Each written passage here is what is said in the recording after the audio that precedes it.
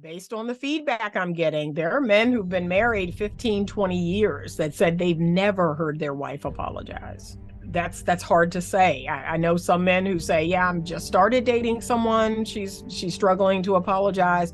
And men saying they've been married for 20 years. So again, I think it's tied to the emotional maturity of that person. It's tied to the toxic shame if that person has trauma. In my humble opinion, very emotionally immature. And so that will make it hard for them to take accountability, take responsibility, to apologize if you're not a grown-up. If you're not a grown-up, you know, that's like kryptonite to you, is accountability. I don't want you to check out and give up on marriage. Oh, marriage is the problem. No, it's us humans. It's us humans that are the problem. It's both, there are two people in that marriage and we both have to check ourselves. I had to check myself. I played a part in my marriage ending. I had a really great comment from an older Black woman in my DMs, because some people feel a way about commenting under the video, so they will reach out to me privately, and that's fine. But she said, a lot of women, we've been beat down and we have, horrible pasts, or, our mothers or grandmothers had horrible pasts, or we've experienced these awful things. And so understand that for us to acknowledge our mistake is like one more thing, that now we have to put on our back. It's one more thing that we have to admit to. And, she just talked about all the traumas that certain women may have gone through. And I get that. Again, that's part of that toxic shame that we're talking about. Today's episode is special to me because I had the honor of being a guest on her podcast some years ago. And here we are again, being able to connect. Let me tell you a little bit about today's guest. This is going to be a great one. Today's guest is a licensed professional therapist and love mentor who founded Better Love Movement, an online coaching business that helps women of all ages master their feminine power and create the relationships they want. I love that. She also has a private counseling practice in Virginia, Growth Therapy Center, that focuses on couples counseling and relationship issues for singles. She is passionate about all things love and relationships, as she knows that the quality of our relationship are that much richer when our personal relationships are healthy and fulfilling. Brave Arts community, let's show some love to Anita Stoutmeyer. How are you doing this afternoon? I'm doing great. The weather's beautiful here, a little crisp, but beautiful.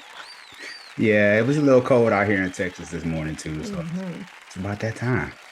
Yeah. My favorite time of the year, though, me personally. Yeah, fall. I love fall. Yep. Fall's my favorite season too. For sure. I want to speak with you today about the reel that you created. Is it true that women struggle with accountability? Oh my God. Let's jump into this. Is it true that women struggle with accountability? And if so, why? So I have two theories. As a therapist, I have two theories. And one of them is based on what I spoke on in the reel, which is emotional immaturity. And I've been talking a lot about how a lot of us, so not just women, men too, we have this extended adolescence. That's what we're seeing in 2023. And it's this extended adolescent period that, back in my mother's day, I would even say in my day, that we were not afforded. At 18, you were grown and you had to grow up quickly. And I left my mother's house at 16. I left my dad's house at 18 and had to pay bills, had to pay rent, had to figure things out. Whereas now, we're in this time where men are doing things like playing video games or watching porn well into adulthood. Those are things that you did in high school. And then you have women who are out here, doing things, in my opinion, mutilating their bodies. They're putting all this stuff on themselves because, my peers say this is what I should be doing. My peers say this look good. Again, that's something we did in high school. So when we became adults, we put away childish things. We started doing what adults do, or we started definitely thinking for ourselves, being critical thinkers.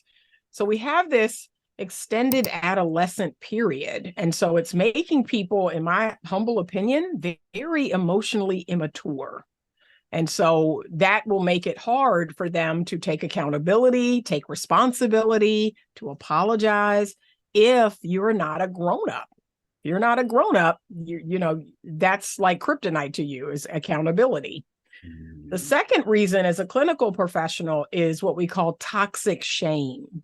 So a lot of people have this toxic shame.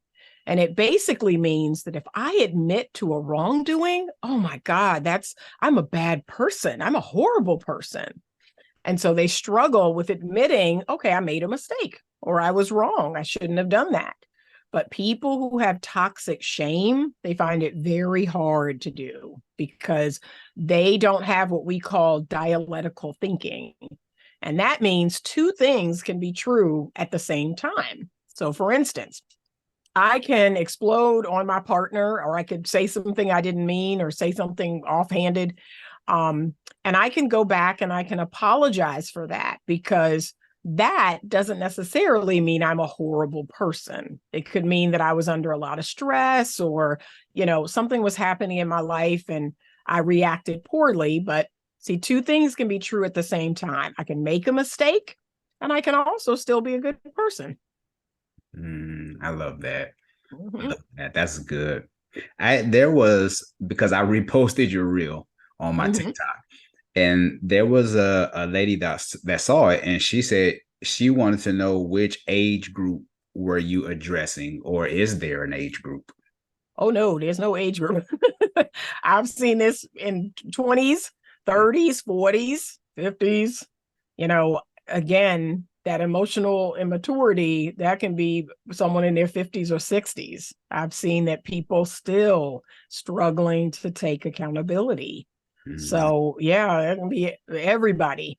And so remember, our emotional maturity is not based on age. It's based on the work. It's based on the ego work that we're willing to do. I've seen some amazing, very mature 25-year-olds. Yes. And I've seen some immature 55-year-olds. So yes, I agree.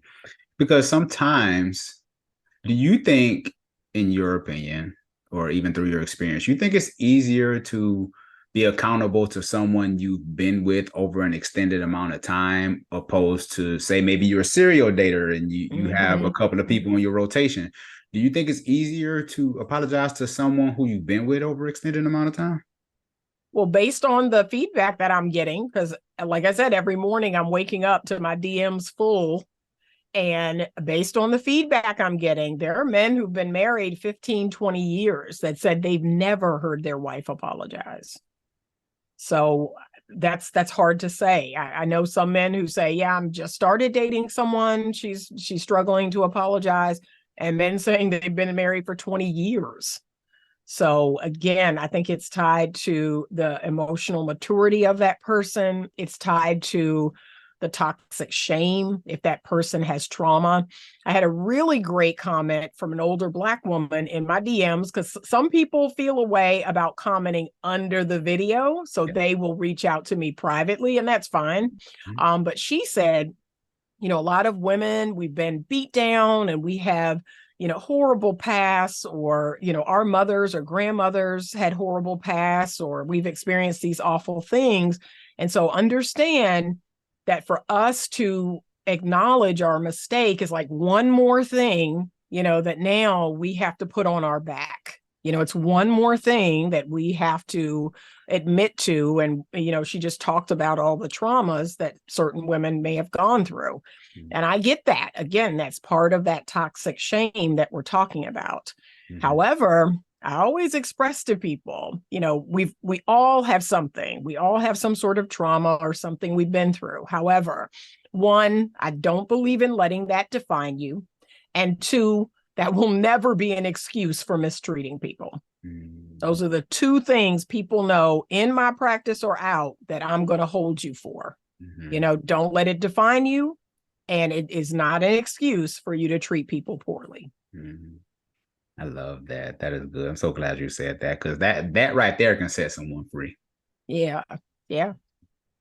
Because I know I've struggled with it, because I've been through a divorce, right? And Right. See? 15 years, went through a divorce, remarried, and I realized that I had a serious struggle with apologizing and Mm, just admitting when I'm wrong, and actually creating the change behavior. yeah. You Yeah. know, because they I believe they go hand in hand. For sure. For sure. We should see growth. I have a couple right now that is struggling because the husband, is really struggling with growing. So he keeps saying, "You all are trying to change me. You all are trying to change me." And I say, "No, we're trying to get you to the best version of yourself." Mm-hmm. And in my humble opinion, you've stopped. You've stopped here and you've said, "This is the best version of myself." I said, "And I think you're better than that. I believe in you. I think you're better than that. There is a better version of you in there. And that's where we're trying to take you." Mm-hmm. I love it. What societal or cultural factors do you think might contribute to some women leading it to difficult to be accountable for their actions? Um, you know, they so this is what a lot of women are telling me, that feminism was born out of patriarchy. Mm-hmm. Okay. And I have some very, controversial views about that. I'm not going to go into that here. But, feminism wouldn't have had to happen had men, treated us better and had we been afforded all the benefits that men have. And, there's a reason why there's been this backlash, why women are the way they are. And this is what I'll say to that. One thing I want women to understand, and this is my personal view, I don't think, I don't believe that men were sitting around, and honestly, I don't think they had women on their mind at all. I think men were thinking about them. They were thinking about their views and their world and what they wanted for themselves. I think, if anything, it was more of a selfish thing. But they were not sitting around plotting to hold women down, to oppress women, I just don't believe that. I think that they were mindless about it. Like, we're not thinking of women at all. Like, I really do. And a lot of, feminist women, say, "Oh, that's so naive of you to say." I said, "But, I know men. I was raised around men all my life and I know them, and they really weren't thinking of y'all at all. When they were creating the world and the US and the land that we know, they were not plotting against women. They were not, holding women down the way you think. They weren't really thinking of you all at all." Mm-hmm. And so, this is a response to, them trying to oppress us and us being under their foot and all of that. I'm like, okay. But at the same time, we're doing ourselves a disservice. And especially because one of the things I'm noticing is marriage is at an all-time low. Families, people are not getting married, they're not having children, and that's going to hurt all of us. In the next 10, 15 years, we're going to see a huge community shift because marriage and family is the cornerstone of healthy community. And so we're going to have all these people out here, individuals living alone and only thinking of themselves. And we're going to see that our world, our country, is going to start to erode because we need healthy families. I agree because we do Mm, live in a individualistic society right. where even it's funny because the other day I was talking to my neighbor and he was just sitting in his garage Mm-hmm. and I sat out there and we had a talk and we was out there for about a good hour and a half and we just really created this bond where it's like Right. we look out for each other. Like, Yeah. his dogs got loose in my backyard one day. Like, Mm-hmm. "Man, so sorry," but all I'm saying is that we're creating this community because even today, when you have cars that pull up in garages, they done pulled up their Yeah. garage door opener 3 houses Yep. down. So they don't have to speak to you. Yep.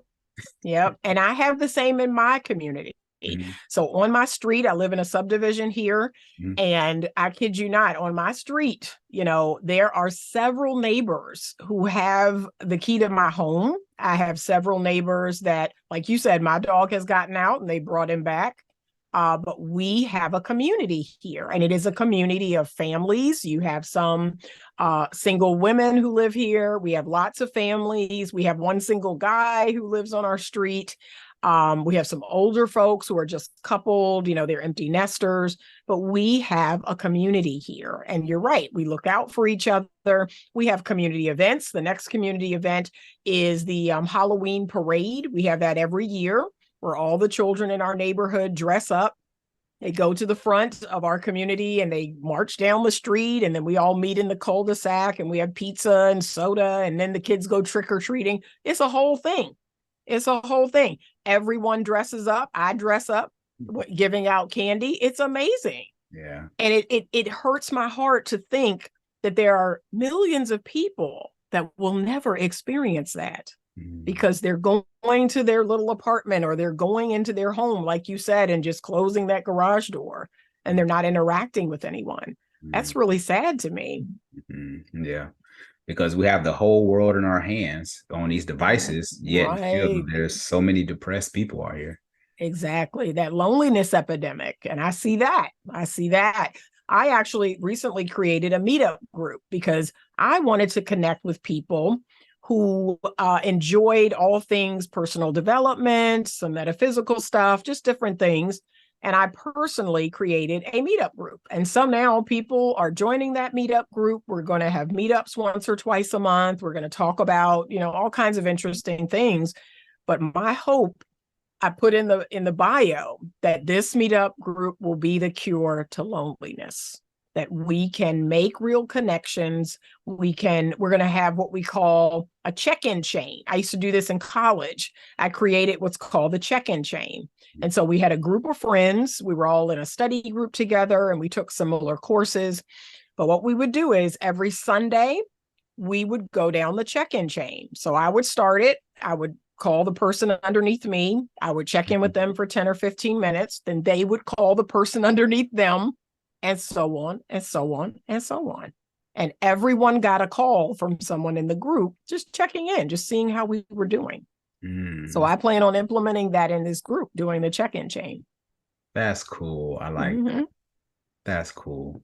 Yeah, we got to get back to this stuff. So, yeah. I agree. Yeah, because I had a guest on not too long ago, and I don't know her personally, but she's been on the show twice already. And she shared some bad news or whatever online. And I just inboxed her and said, hey, praying for you, wishing you the best. Yeah. All this, you know what I'm saying? Because you just never know what people are going through. So yeah, that's for sure. That's for sure.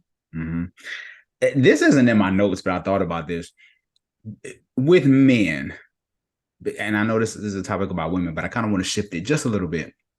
What do you think? What do you think are some things that men can do to become more dateable, if I'm using the right word, or more attractive to women? And I'm not talking about just physical. Of course, right. Get on a treadmill, get your exercise, eat your oatmeal, I get it. But are there some other intangible things that you think that men can do to become more attractive to women in your mind? Oh, for sure.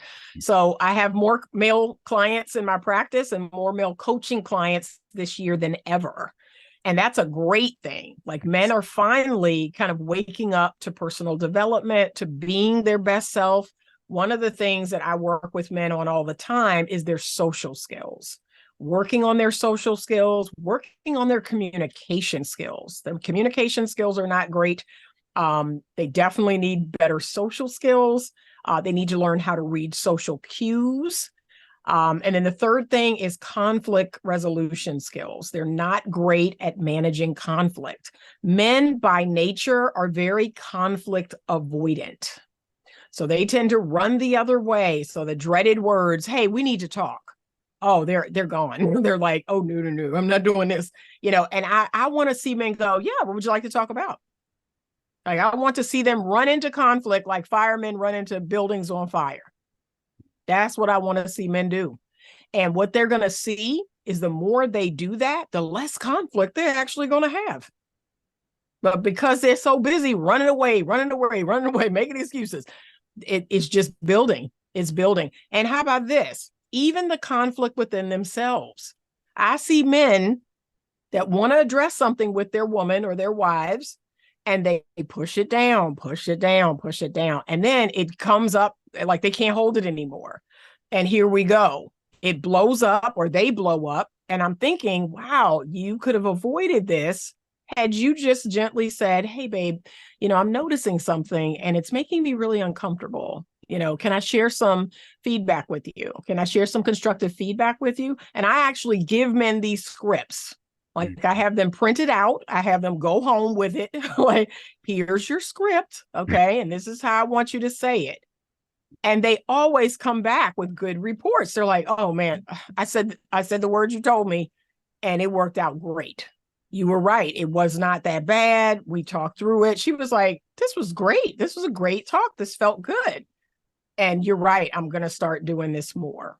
But those are the things that I'm working with my male clients on, is stop avoiding conflict.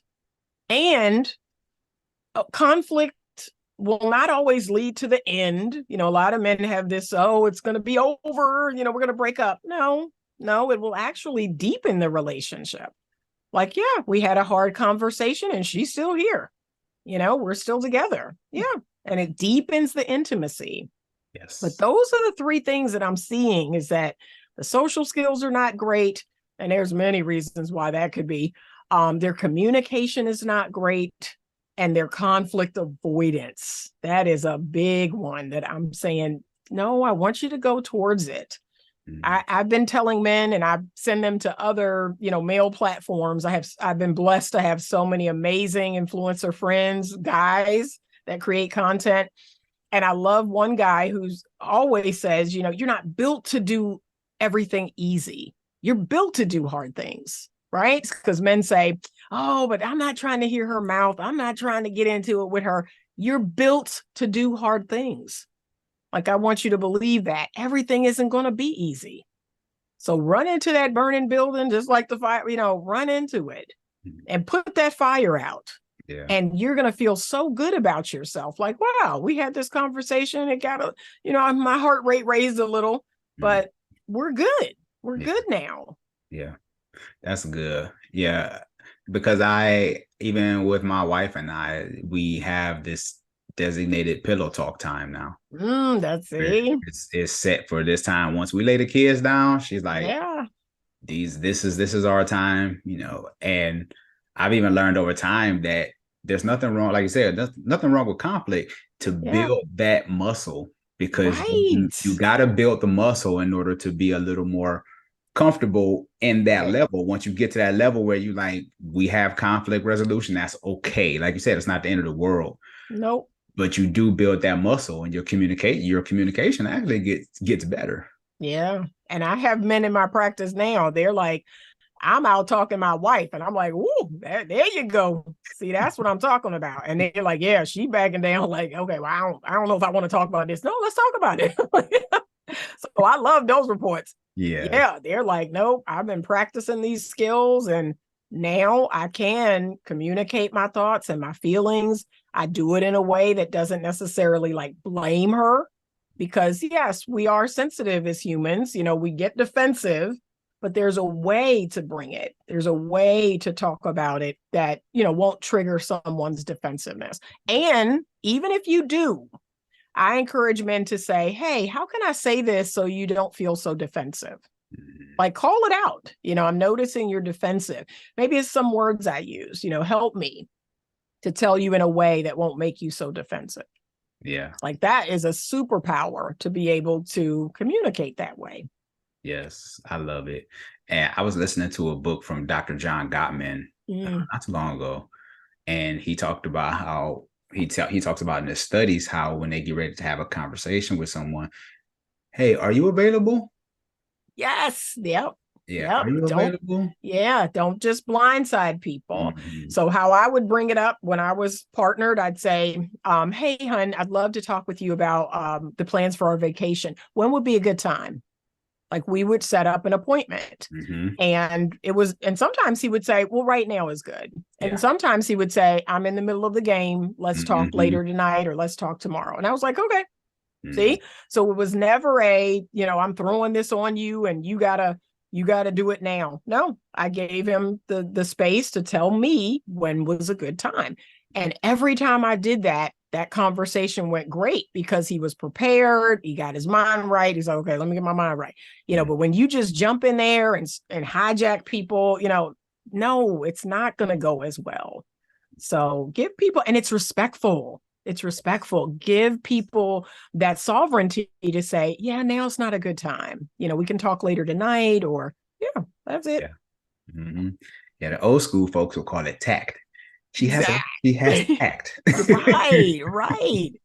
Yeah. And there's so many relationship skills that most of us are not receiving. We're receiving poor relationship skills. We're learning how to stonewall. We're learning how to sweep things under the rug. We're learning how to be passive aggressive. See, those are the skills that a lot of us got from our mother or father, but we need to drop those skills. Mm-hmm. Those skills do not help. You got to learn some good, healthy skills. Yes. My therapist said to us the other day in our marriage counseling, he said that we should record something on our phone about the way we feel and send it to that person because now they are uninterrupted. Oh, yeah. Oh, yeah. That's a great idea. Mm-hmm. Yeah. Yeah. And they give I use something called the Imago dialogue. That's Harville Hendrix' work. Mm-hmm. And that's kind of the basis of it, is there will be one speaker and there will be one receiver.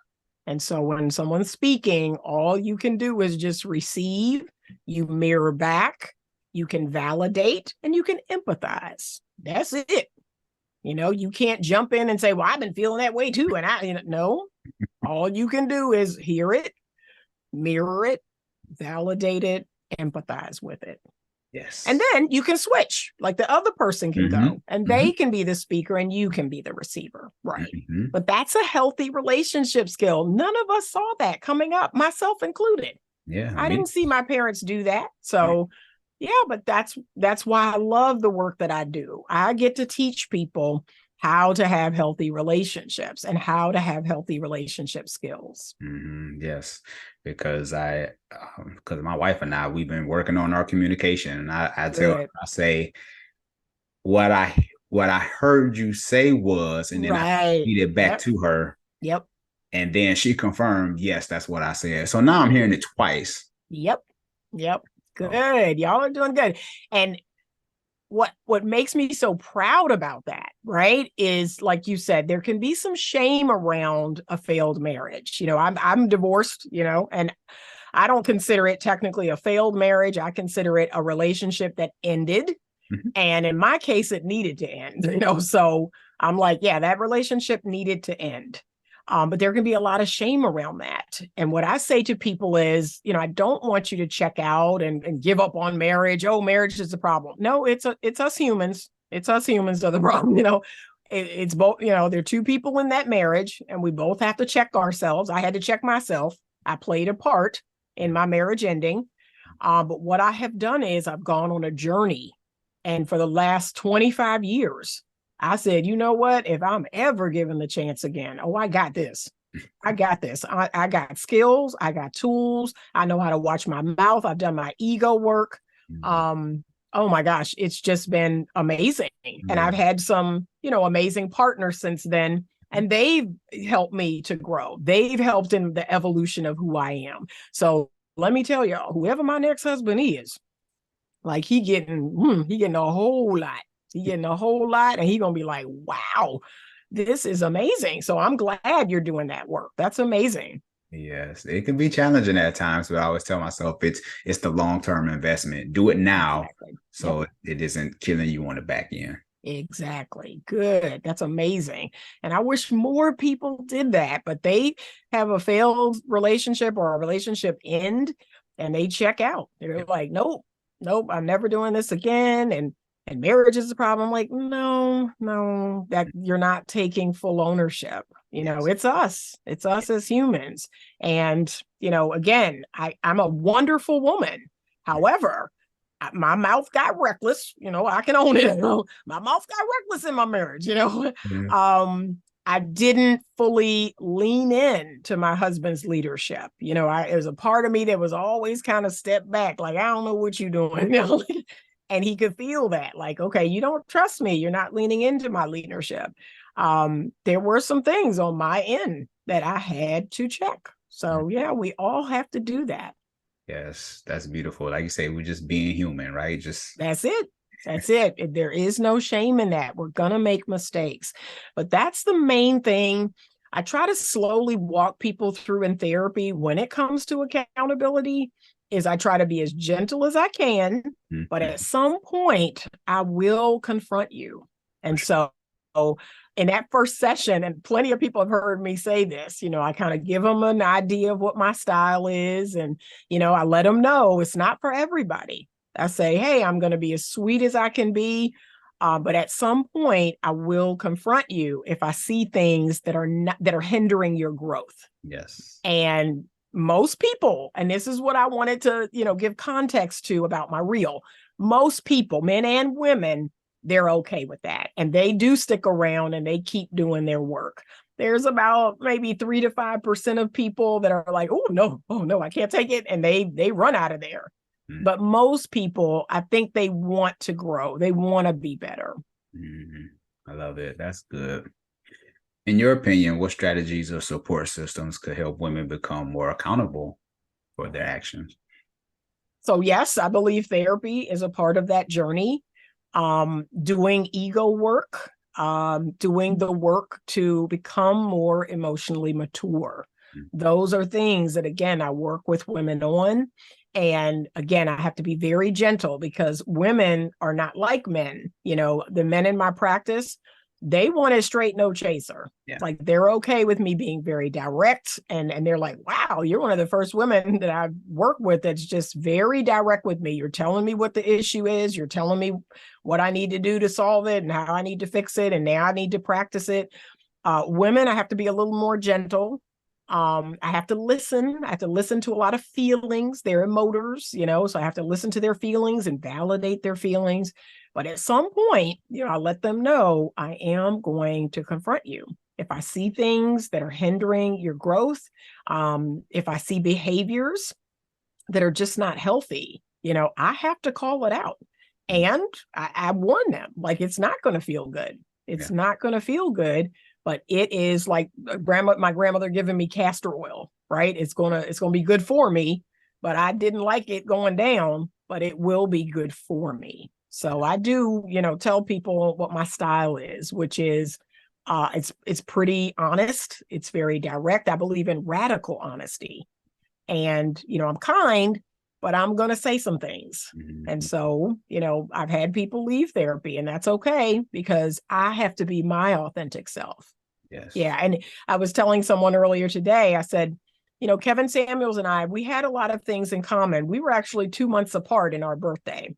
So we were the same age, came from the same generation. And much of what he said, I believe was the truth.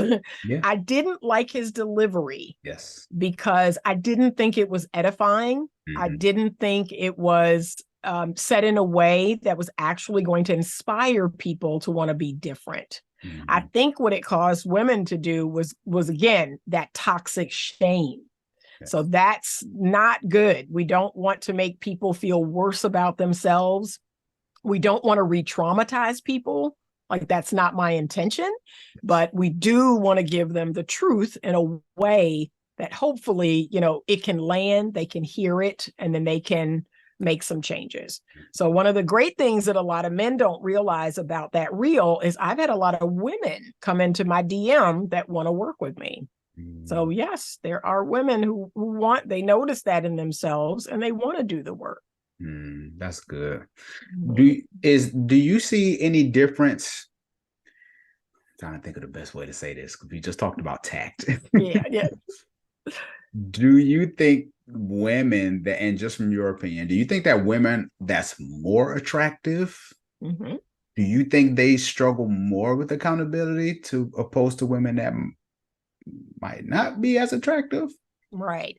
Well, here's what we know based on Tai Chishiro's book. He talks all about yes, people who tend to be very, societally attractive, that we're going to have, and I'm going to think of it any second now. There's a theory. that is jumped straight out of my mind. But there's this theory that says people who are more attractive, we put these positive traits on them. Like we don't even know them, but because they're attractive, we're putting these positive traits on them. Yeah. And that to me makes people definitely lazy in the character aspect, because they're like, yeah, I'm attractive, I've had everything given to me, and people just assume I'm good. People just assume I'm a good person. No, that doesn't necessarily mean that. So we have got to be very careful about that, because yes, a very attractive woman who's, been fawned over and been given everything and told how cute she is. Yeah. In her mind, she can do no wrong. I can do no wrong. And you should just be blessed to be with me. You should be blessed to be here. But that type of behavior is not good. And at some point, a man is going, her looks are going to wear off, and he is going to get sick of that. So yeah, we have seen that historically, is that we do tend to put these positive qualities on people who are attractive. And that doesn't necessarily mean they're good people. So we got to be really careful about that. Everybody needs to do their work. Yeah. Everybody. I agree. Because even I think he talked about in that book about the waitresses making more tips. Yeah. Yeah, pretty privilege is what we call it. Pretty privilege. And that is a thing. And yet and still we have to do our work. Like we have to be willing to do our work. So for me, it's all about building that character. I'm trying to become the person with the highest integrity, the person who is kind, regardless of whether people are attributing those positive qualities to me or not. And my latest thing is putting away my grocery cart every time.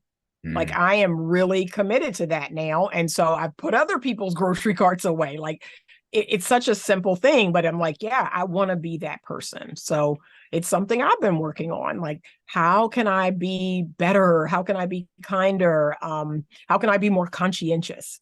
So we all need to work on that. That's beautiful. I'm glad that you said the cart thing, because I do the same thing. I don't leave my cart. I'm just right. Then they start thinking you work there because you're putting your cart away. Right. Yeah. I want to jump into the bonus round. I have some questions. There's no right or wrong. So I just want to pick your brain. I always find these to be interesting. Well, I guess I was going to say, what's the biggest mistake you see women make in relationships? But I mean, I guess we've been kind of talking about that all day. So yeah, like you said, not being able to apologize, not holding themselves accountable. One of the things that my platform exists because I don't believe women study men the way men study women, and I give people the analogy of the capuchin monkey. So I would love to one day own a capuchin monkey. I just want one, I've just always wanted that. And it is a very exotic animal. And if I'm going to own that animal, I need to study it. I need to learn all about it. I need to learn about its habitat, what it eats, everything there is to know about it. Because if I just go out tomorrow and I buy a capuchin monkey and I put it in my house, it's probably going to wreak havoc. It's going to destroy some things, or, it's going to cause a lot of havoc because I don't know anything about it. Having a man is no different. Like we have to understand the nature of men, and men are very different than women, but women tend to think a man is a defective woman. Like, what's wrong with you? And I'm like, no, he's a man. Men love their sports, or they're very physical. Men are about doing, not so much talking. And men are rational and logical. And that's not bad. That's called being a man. And honestly, I want a man. If something went awry in our country and, something crazy happened, like what we're seeing overseas, I want a masculine man on my team. I want that man to activate. Love it. And for him to go into survival mode, protection mode. I want a masculine man. And yet we're believing that that's toxic. And it is far from it. I want masculinity on my team all day long. So, yeah. And I want women to understand that there is nothing toxic about a strong man, about a man with principles, about a man with backbone and boundaries. that's a good thing. Mm-hmm. But a lot of women, they use these phrases to try to shame a man. Oh, you're just being controlling. Okay, because I have standards? No, because I have boundaries. Or are you insecure? Like there's these catchphrases that some women use, but they're really, a form of shaming or manipulating. And I think men need to be very careful about that. But yeah, I want women to learn men the way men have learned women. Love it.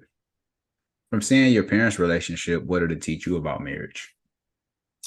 My father was a very stereotypically masculine man, still is, 81 years old. They were not compatible. They were very incompatible as a couple.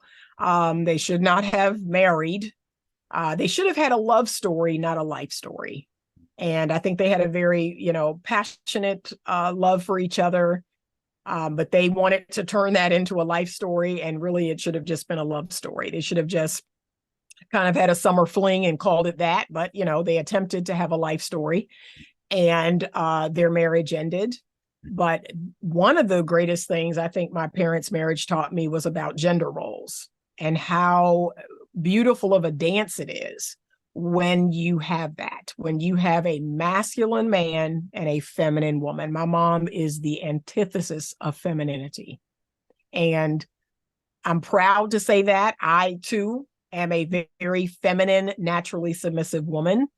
But she taught me so much, her and my grandmother. They taught me about femininity, about, having a strong man and, being under his leadership and how amazing that can be. My mom was smart as a whip. She was a businesswoman. She had so many wonderful qualities, but she was also incredibly feminine, incredibly submissive. And so they had a dance, they kind of had this dance where there were things that he did and there was things that she did. And it was this beautiful dance that they had. And so, yes, my marriage was very much like that. I married a man who was a provider and very masculine. And, I believe that, I went to college. And so I got some of that feminist dogma. And so that's what led to some of that, not fully trusting, being a little reckless with my mouth. But for the most part, we had very gender specific, there were things he did and there were things I did. He worked full time. I stayed at home and took care of our home and our children. And so, I did learn that from my parents. And I think that was actually really good because, yeah, our marriage was great until it wasn't. Yes. Is it easier to love yourself or someone else? I think it's easier to love someone else. I think self-love is really a struggle. And so many reasons why that is, but it is what we need to master. I want to see more people master self-love, their self-worth, and just accepting themselves and even the icky parts. Like I have finally learned how to accept the icky parts, the parts of, I wish I wasn't like that. I wish I, didn't do that or wasn't like that. However, I have just learned to embrace all of it, especially because I'm still a work in progress. Like I'm still working on those icky parts, but I'm like, yeah, that's kind of icky. That's me. That's kind of messy, but that's me. And I have, I'm every day working on mastering that self-love. But people, oh my God, they're ready to give it. They're ready to give love and grace to other people, and they don't give it to themselves. So we got to work on that. And what we see, like you said, this whole individualistic society, we think we love ourselves, but a lot of us don't. It's a facade. But, they act like they do. Oh my gosh, and look at me and look at this and I've got this and that. That's not true self-love. True self-love is, at your highest or lowest. Like you love yourself. You believe in yourself. You're good. Yes. So I wish more people, focused on that true self-love. Yeah. And that's a topic within itself. Yeah. I might have to bring you back for that one because you said a mouthful that needs to be broken down to the smallest count. Yeah. This has been a phenomenal show. Anita, I want to acknowledge you for just being a change, an agent of change out in this culture. And the Yeah, I work hope that you so. do, yes, for sure. I mean, you going viral everywhere. So Yeah, you're starting conversation. So I'm yeah. grateful for that. And then just acknowledging you for your boldness and to be able to share your testimony and your story and to be able to help Mhm. others because you just never know who's struggling. Yeah. Through your testimony, you can help someone else.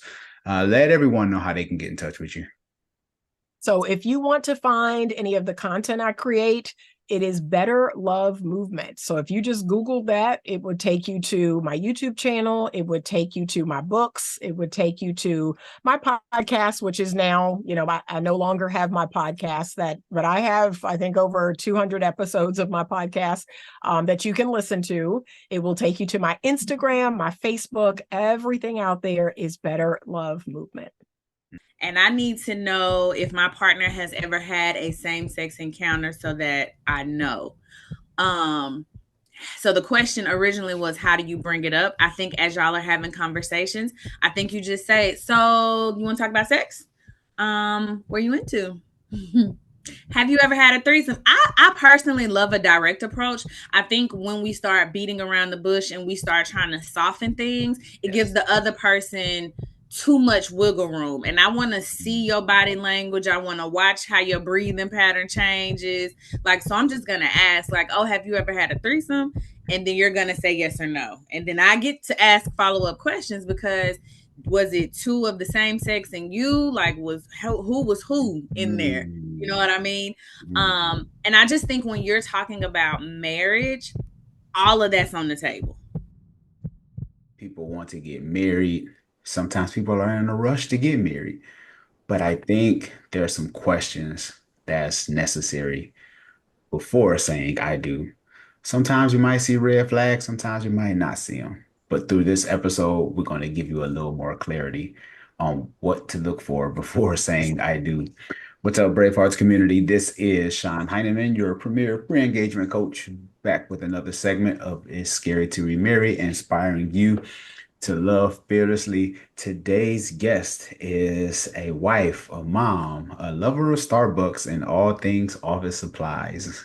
She is an LPC and has been in the field for over 10 years, so she knows what she's talking about. She is also a podcaster and content creator. I want to ask her about her podcast as well. Bravehearts community, let's show some love to Latoya Carter. How are you doing this evening, Latoya? I am doing so well. Thank you so much for having me. Hi, Brave Hearts. It feels like connecting with like an old family member because I feel like we've done this before, right? So I'm super excited to be here and ready to talk about it. Yes, for sure. A quick backstory. I've interviewed Latoya some years ago. I would probably say maybe 10 years ago, maybe something I'm like that. thinking so because I'm not even sure if I had my middle baby and he's 9. Oh, So wow. yeah, it's been about, I was living in Murfreesboro and I think I've been in Texas since 2017. So yeah, probably about 10 years ago. Wow. Yeah, I'm in Austin, so we're not too far apart from each other. Oh, Yeah, yeah, I'm in the Dallas area. We love it for here. sure. Dallas represent. Okay, so let's jump into this because I want to make sure I value your time. If y'all have any questions for our guests, make sure you leave a question below and we can get that answered for you. What are some of the most critical topics couples should discuss before getting married? Okay, and let me tell y'all that I'm about to answer this not only as a licensed professional counselor, but I'm going to answer this as a wife. I'm going to answer this as a wife who has been married for 10 plus years. Some of the topics that have to be discussed: money. We need to talk about the money. We need to know, are you a spender? Are you a saver? How much debt do you have? Because when you're fresh in love and you just starting out and your ends may not be meeting quite how they meeting, we tend to shy away from those conversations, right? But then like as we get older and we're like, oh, I want to buy a house. Oh, there's a credit score. Oh, your debt is my debt. Like all of these things change, right? So I think that talking about money up front is so, so important. Yeah. And then right up there with money is Mhm. expectations. And I Ooh. know that's a broad topic, but I feel like we have all these silent expectations, especially women, especially if you're my age and you grew up on Disney. right? Because we thought the prince was coming and he was going to save us and everything was fine. We had no idea. They did not prepare us. So I would say talking about like, what are my overall expectations? What's my definition of being a wife? What's your definition of being a husband, and how do they align? And then 3, if I'm just going to slide this in real quick, we got to talk about sex. Can I say that word on your show? Come on, we keep you said you're talking as a wife, so you got to talk about. We got to talk about sex. Like, are we doing it twice a day? Are we doing it once a week? Like, what's the flow? And that's like, real. Do sis get some PTO days? Like, what are we doing? All that needs to be discussed up front. For sure, yeah, that's real because once you get into marriage and even I think the questions might change sometimes depending on like when kids are in the picture, right? Right. If you don't have any kids, then that's one thing. But maybe if you're already coming into a relationship with a blended family, it could just look different. I know. So I'm beautifully blended. For those of us who don't know, I'm beautifully blended. And talking about discipline is important. What are your expectations for your child? Like at my house, there's a bedtime, and my friends used to laugh at me because at my house, every child at my house goes to bed when my child go to bed. And if your child don't want to go to bed, y'all got to go home. Like that's just the rules at my house. You don't like it, go home. They used to think I was mad crazy back in the day, but like it just is what it is, right? And so I think having those conversations about how do you parent? Do you gentle parent? Are you old school traditional parenting? Like all that needs to be discussed. What are your plans for school? Do you like private school, charter school, public school? All of those things are on the table. Very true, very true. Because I know my wife and I, well, of course, when we known each other, when we first met, I was married previously, went through a divorce and remarried. So a lot of the questions that you're saying are valid because I remember my wife and I having those conversations, and they're different now than what they were almost 8 years ago. Right. So, but I think they are very important that you ask those questions. How do you approach conversations like finances though? Like, do you just basically ask them like, what's your credit score, or like? No, I'm not. No, Okay, we gotta slide into that one. But I think if we're talking about marriage, right? Because the topic is, what are we supposed to talk about before marriage? Yes. So we are talking about marriage, and so I love you, you love me, and we're about to do this. I think in having those conversations, you know how it's typically like, well, can you see me with you forever, and where do you see our future? Then you just slide that thing. And so, tell me your thoughts about money. How did you see your parents handle money growing up? You got to open the door, because listen, what you don't want to do is say I do and think y'all about to ride off into the sunset and we can't even afford the carriage to get to the sunset. So you got to slide that thing in there. Hey, so I know we're talking about marriage. Is there a wedding for the budget? I mean, is there a budget for the wedding? And then when they say, yeah, the budget for the wedding is this. Okay, so how do you typically budget? But you have to get in there. You have to ask. Everybody's talking about what you bring to the table, but what kind of debt are you bringing to the table? What are we talking about here? Do you have an Amex? Do you have like a what Russell Simmons card used to be? You remember back in the day, you got one of them. What we doing? Black card. Yeah. Yeah. Oh my God. Yeah, that's good, because finances is such a tough one. But you got to have the conversation. You got to have a conversation. So let me ask you this before we move forward with finances. Could that be a deal breaker? Yes. When you're like, your credit score is 400. I can't do it. So I'm never going to tell you to drop somebody for their credit score, because credit scores can be improved. Thank you, Jesus. And you can work on that. And sometimes people just aren't educated about what it takes to navigate and maintain credit. And I think when we hear that your credit score is in the 400s, we just automatically assume you have a lot of debt and that you're delinquent, but you may just not know how to use your credit. You may not have anything in your name. And so your credit hasn't been developed. So before we leave you, because you got a 400, can we pull the report? Like, are you open to that? Are you open to, can we go see a financial coach? Can we get some financial planning? So don't walk away immediately if it doesn't look how you want to look. But if they're not coachable and they're not willing to be open, I definitely think that's something to consider, because this is America and money matters.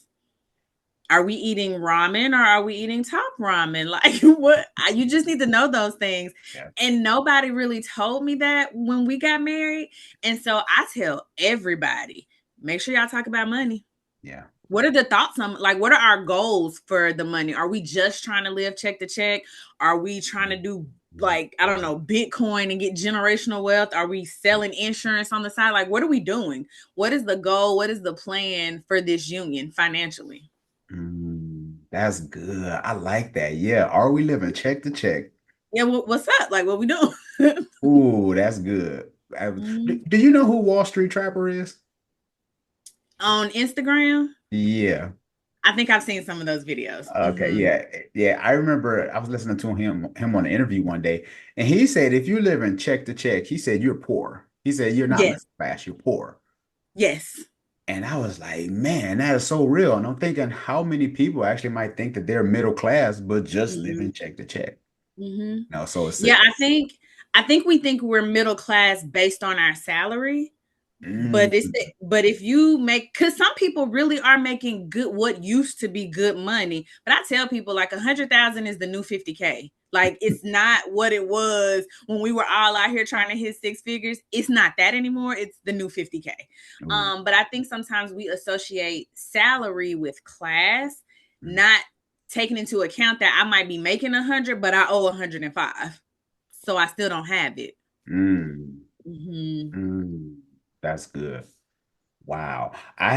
We have a question that was asked. How do you, I guess he's getting a little ahead of himself, but he says, how do you suggest discussing sexual history? So I guess it just kind of depends on how nosy you are. I'm not a person that needs a body count number. I don't need that, but I do need an STD panel. I need that.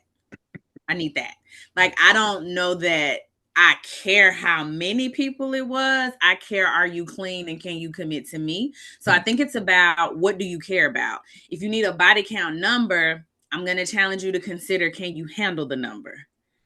Because if she says, he or she says 1, then you like, oh, they inexperienced. What they gonna do with me? But if they say 1,000, then are you intimidated? So I would just be careful discussing sexual history.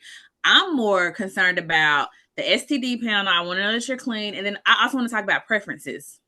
What are you into? Because am I into that? That's good. Yeah, because he said, oh, wow. Yeah, because he says such as gay threesomes or other wild stuff. Because preferences. Yeah. Yeah, because I heard someone talk about this the other day about being with the same sex. Like, if that was something that you dealt with in the past, like, does that affect us now? Like, well, I don't do it anymore. It was just an experience, like, do you discuss that as well? So I would want to know that. Because I need to make a full decision. And I need to know if my partner has ever had a same-sex encounter so that I know. So the question originally was, how do you bring it up? I think as y'all are having conversations, I think you just say, so you want to talk about sex? Where you into? Have you ever had a threesome? I personally love a direct approach. I think when we start beating around the bush and we start trying to soften things, it gives the other person too much wiggle room. And I want to see your body language. I want to watch how your breathing pattern changes. Like, so I'm just going to ask, like, oh, have you ever had a threesome? And then you're going to say yes or no. And then I get to ask follow-up questions, because was it 2 of the same sex and you, like, who was who in there? You know what I mean? And I just think when you're talking about marriage, all of that's on the table. Yeah. Because I'm about to commit my entire life, being, community, resources to you. And I need to know what's up. Yeah. So I really do love a direct approach. I like that. Yeah. The direct approach. Because that way it's just like, get in there. Yep. Yeah. Like, no, this is what I asked. opposed to kind of, oh, was it like this kind of, nah, I need to know. I need to know. That's And good. then I need to be specific because so like I'm heterosexual. And so it's like, so I would ask my husband, like, have you ever been with another man? Like that would be the question. That's real. Do you have those thoughts?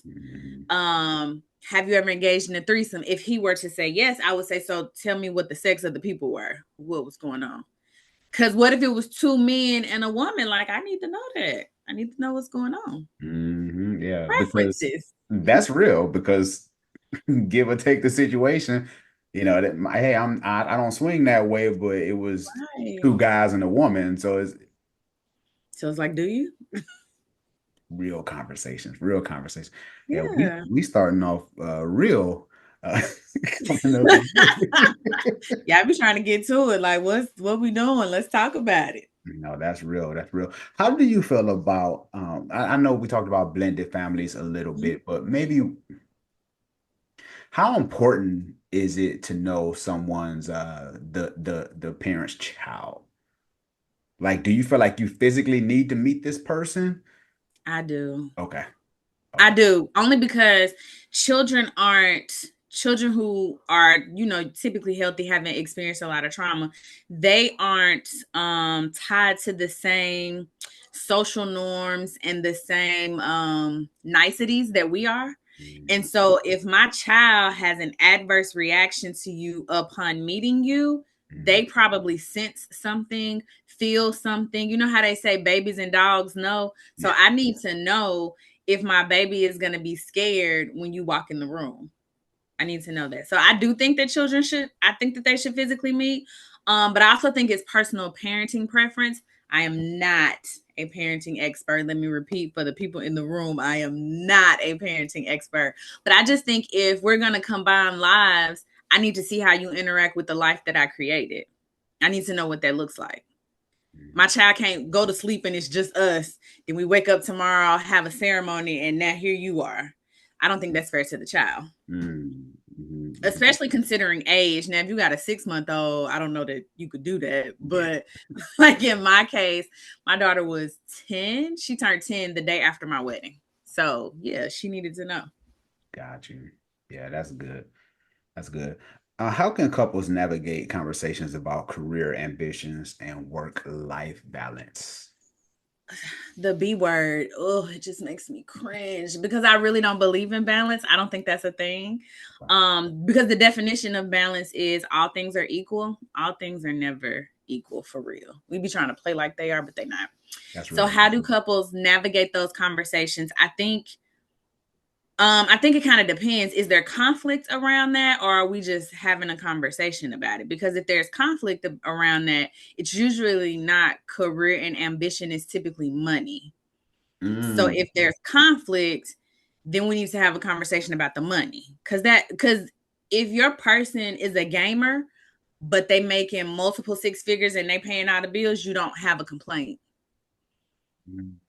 If your person's a gamer and they don't got they half, if y'all go halfsies, you have a complaint. And so it's not the career or the ambition, it's typically the money if there's a conflict around it. So I just encourage like a lot of open and direct conversations. I think being on the same page initially helps to prevent all of this. So when we're talking about getting married, it's like, okay, so when you become the head of my household, what does that look like?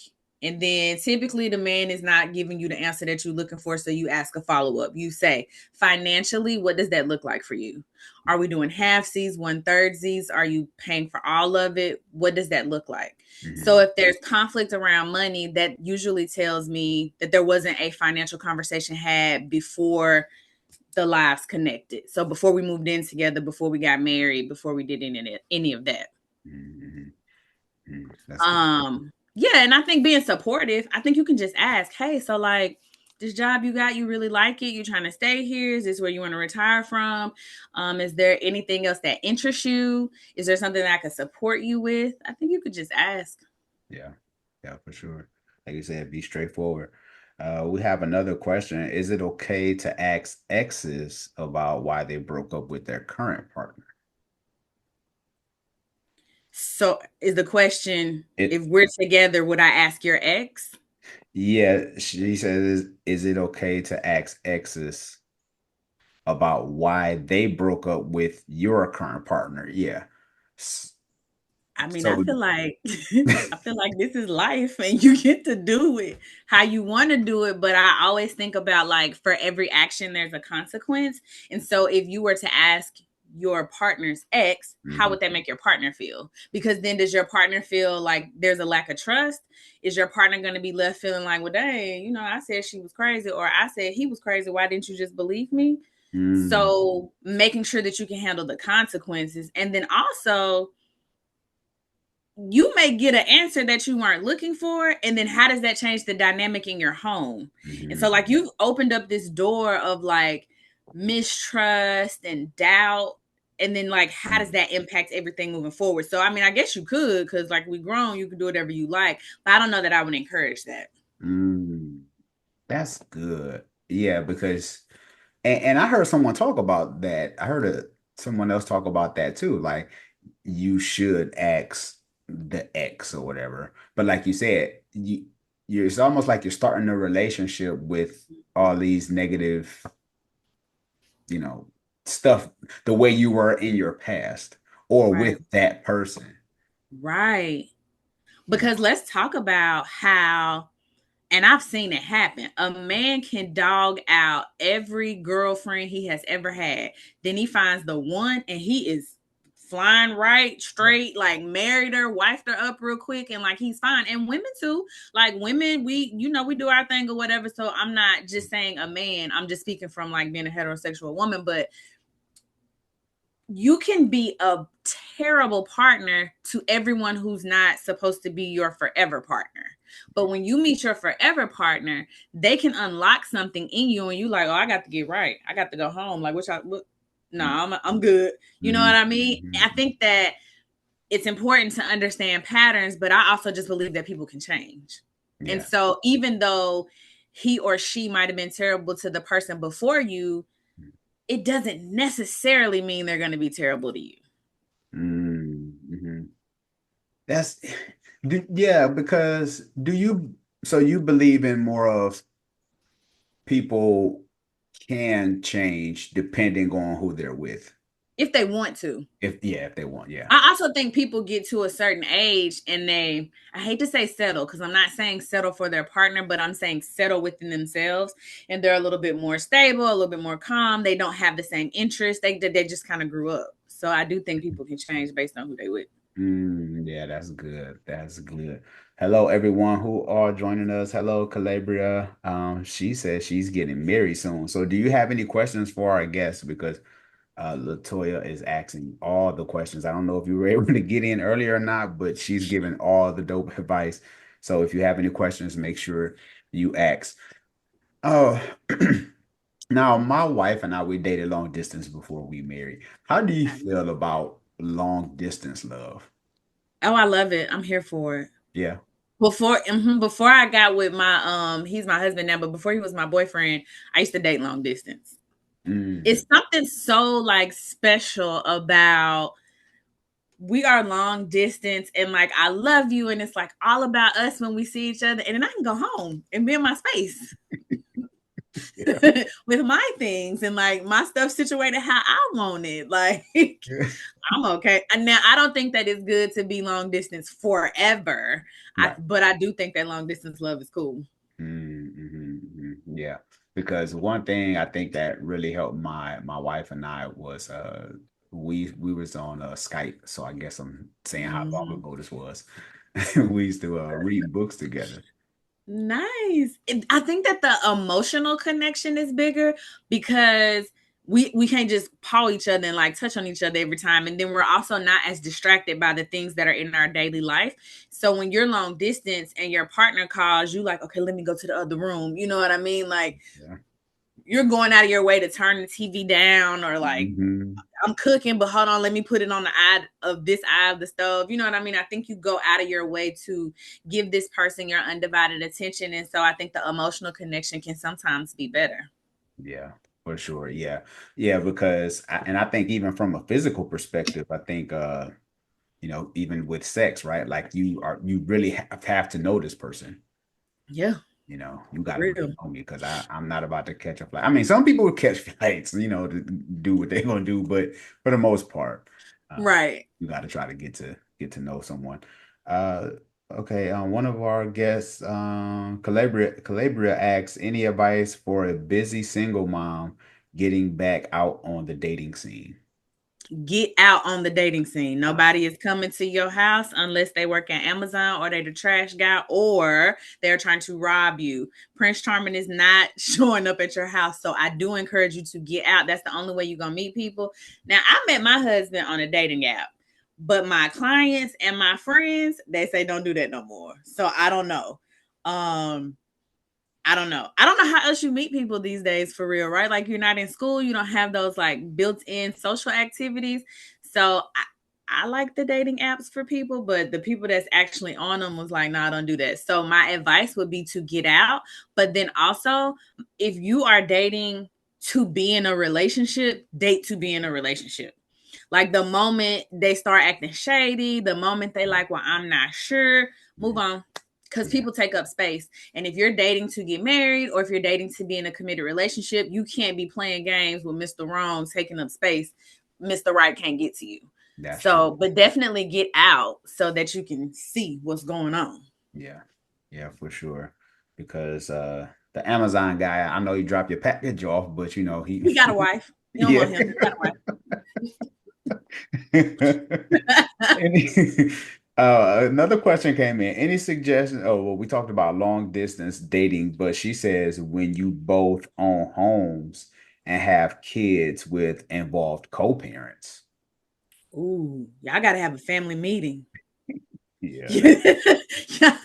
Yeah. Okay, so from a very high level, not knowing your personal situation. So remember, you are the expert on your life. This is just a very high level conversation, but y'all got to have a family meeting. Everybody's mom and daddy, partner, everybody. Y'all got to have a family meeting because what does it look like? You have to consider the children's ages. If you got a senior in high school, I'm never saying move the senior in high school. You have a kindergartner, they'll adapt. So I would say have a meeting with everyone. Like, what are the expectations? Will we do? So y'all are long distance. Can y'all move in the middle so that you're not too far away from either family? That's something to consider. Y'all can rent y'all's houses out or Airbnb them out, or sell them and put the money on the wedding or the honeymoon. You know, whatever y'all are into. But I think just being considerate of the children and the co-parents, because I think having an involved co-parent is a huge blessing. And I think that your children all the children involved are blessed to have so many adults in their life. I think that's a great thing. And so making sure, like, if you all are 6 hours away from one another, maybe move 3 hours so that you're just 3 hours from each set of children and each set of co-parents. And then y'all can talk about, like, with the co-parents, how often are you willing to drive an hour and a half to meet me? What does it look like if I move? Can the children stay here? You know, depending on the age of the children. Listen, let them babies go. I'm joking. I'm with you. I'm with you. Hey, go. Okay, take these your kids too. I'll be a weekend mama. What we For real, your kids. Yeah, your kids with you. But yeah, so those are some of the things that I would suggest. And just enjoy the distance, but eventually y'all gonna want to be together. So whose house is the biggest, is the nicest, do we want to live in? Or if his house was like passed down from generation to generation, y'all probably want to keep that one because it means something, so just thinking about those things I think is important. Yeah, for sure. The questions are coming in, Latoya. They come in. I love Q&A. It's my thing. Okay, well, here we go. What is your advice on a sexless relationship or marriage after a couple of months? Is somebody sick? Because sometimes people get sick and they can't perform. Is there like something going on from a medical perspective? I think that would be the first thing. But usually, if there is no medical stuff going on, like nothing is physically wrong with either of you, then the lack of sex is just a symptom of something else that's going on. So my advice would be to dig into, like, what are we actually doing? What's the matter? Why are we not touching each other? Is this our pattern? Do we go through, I don't want to say droughts, but I'll say periods without sex? Like, do we do this often? And then you could just initiate. Be like, hey, come here, buddy. True. I'm silly, so I would say it like that. But I mean, you could do the whole like Johnny Gill, Keith Sweat, R&B, like the candle situation. But I just don't want you to put that much effort into it and then get rejected and then your feelings be hurt. And then you be like, well, the lady on the internet said. So, so I would say just figure out like what happened. It's been a couple months. Nobody said anything. Like, y'all still going on dates? Like, what happened? Yeah. That would be my, like, if I saw this in my office, if a couple came to me and said that, those would be the questions that I would ask. Yeah. And so I'm assuming that you want to have sex because you asked the question. And so my question to you would be, have you initiated? That's good. Because that's a good question, because sometimes, and given the situation, that was just the question he asked. He didn't respond to anything yet. Because sometimes guys, I mean, we will go on strike. We want to feel wanted too. You know what I'm saying? I've definitely seen that. I've seen where a guy's like, she need to want me too. Oh, okay. She was like, I do, but we just haven't. And then I was like, okay, you got to initiate. Like, yeah. And I also think that some women, I typically embrace like my quirkiness, but some women they don't know how to. And they get embarrassed. And you got to make sure if you've asked your partner to initiate, when they initiate, even if it doesn't look like red light special, you're still receptive to it, or they won't do it again. Because nobody likes rejection.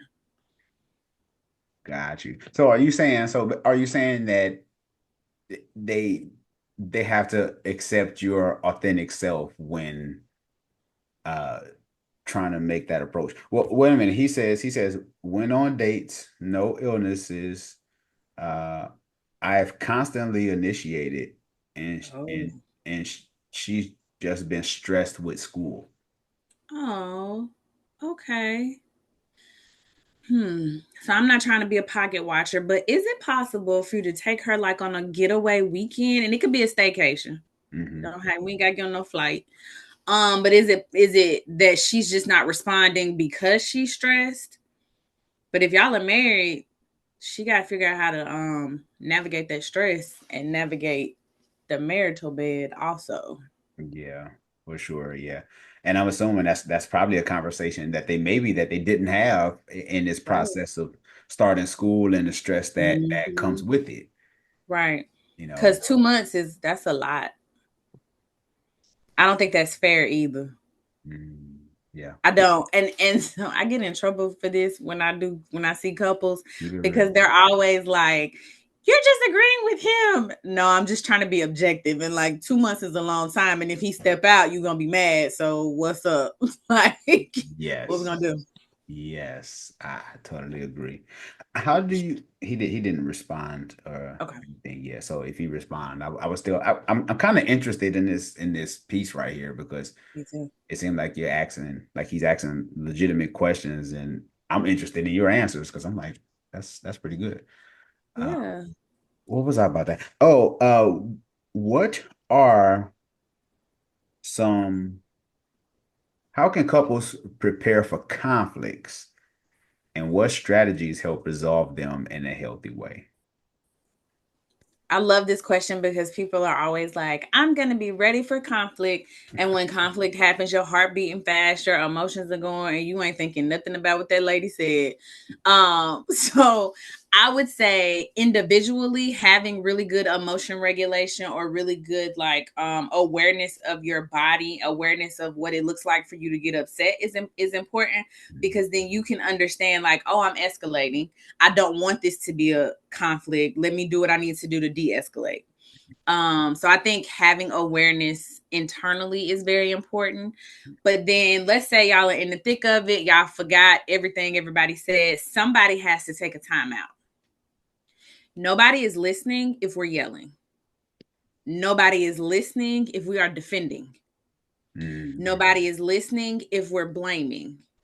So we have to take a time out so that we can take a couple deep breaths, we can take a walk, we can do whatever we need to do so that we can regulate and then come back together. And I think always addressing the issue. The issue is our common enemy. You're not my enemy because we're together.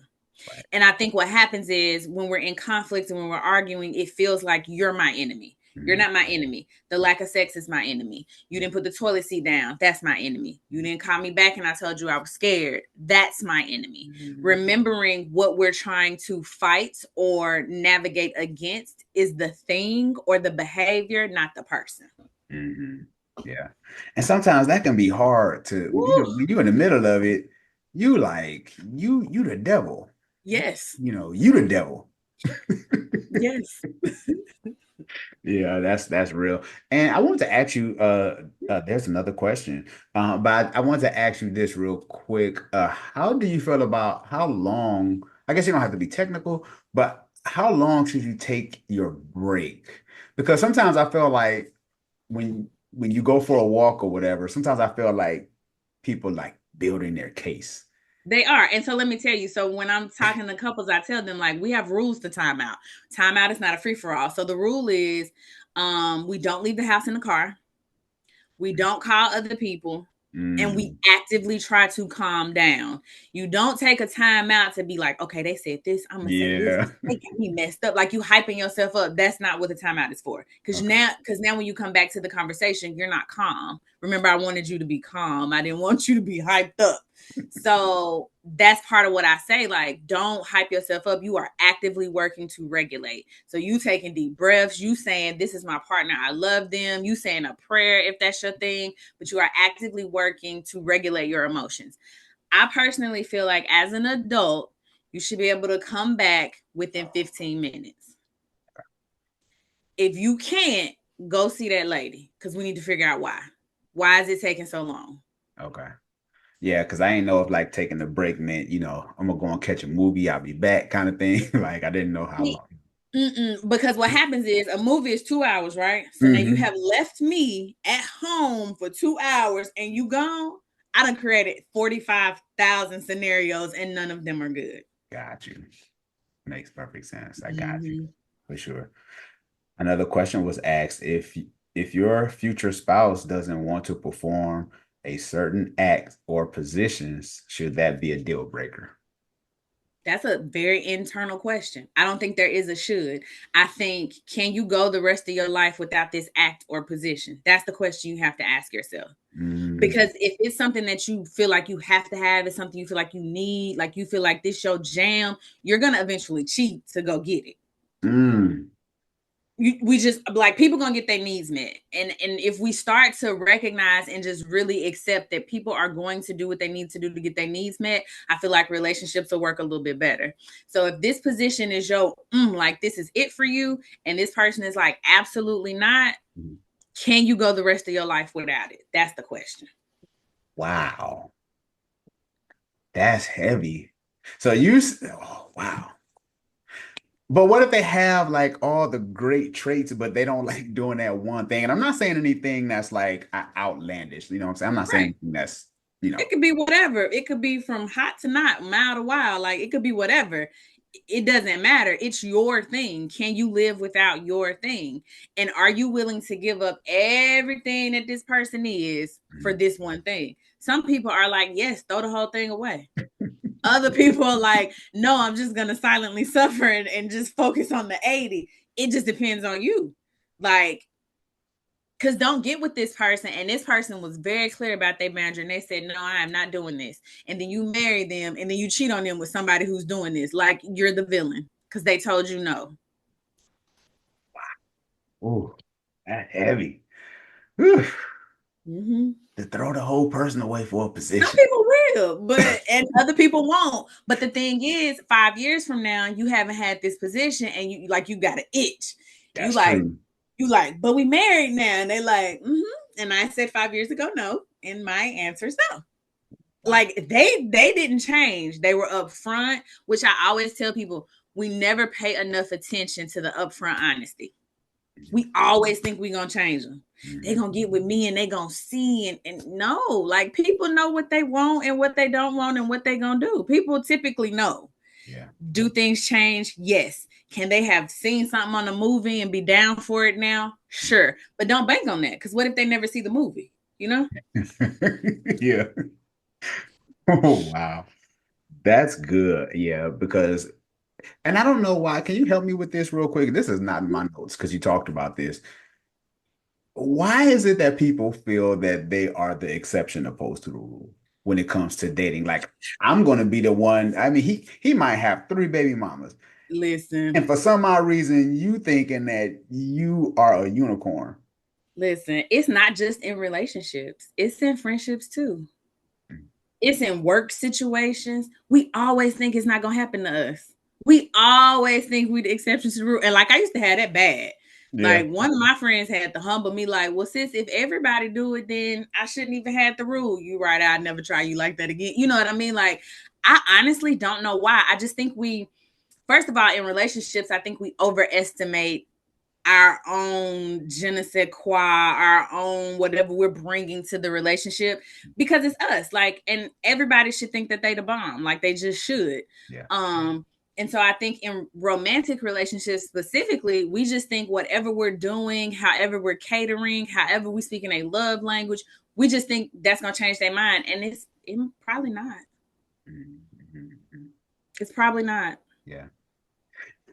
During your time of practice, Mm-hmm. what do you think? Give me a percentage of people who, from what you see, will actually change. Do you think people can change, or are people like, I do. dead?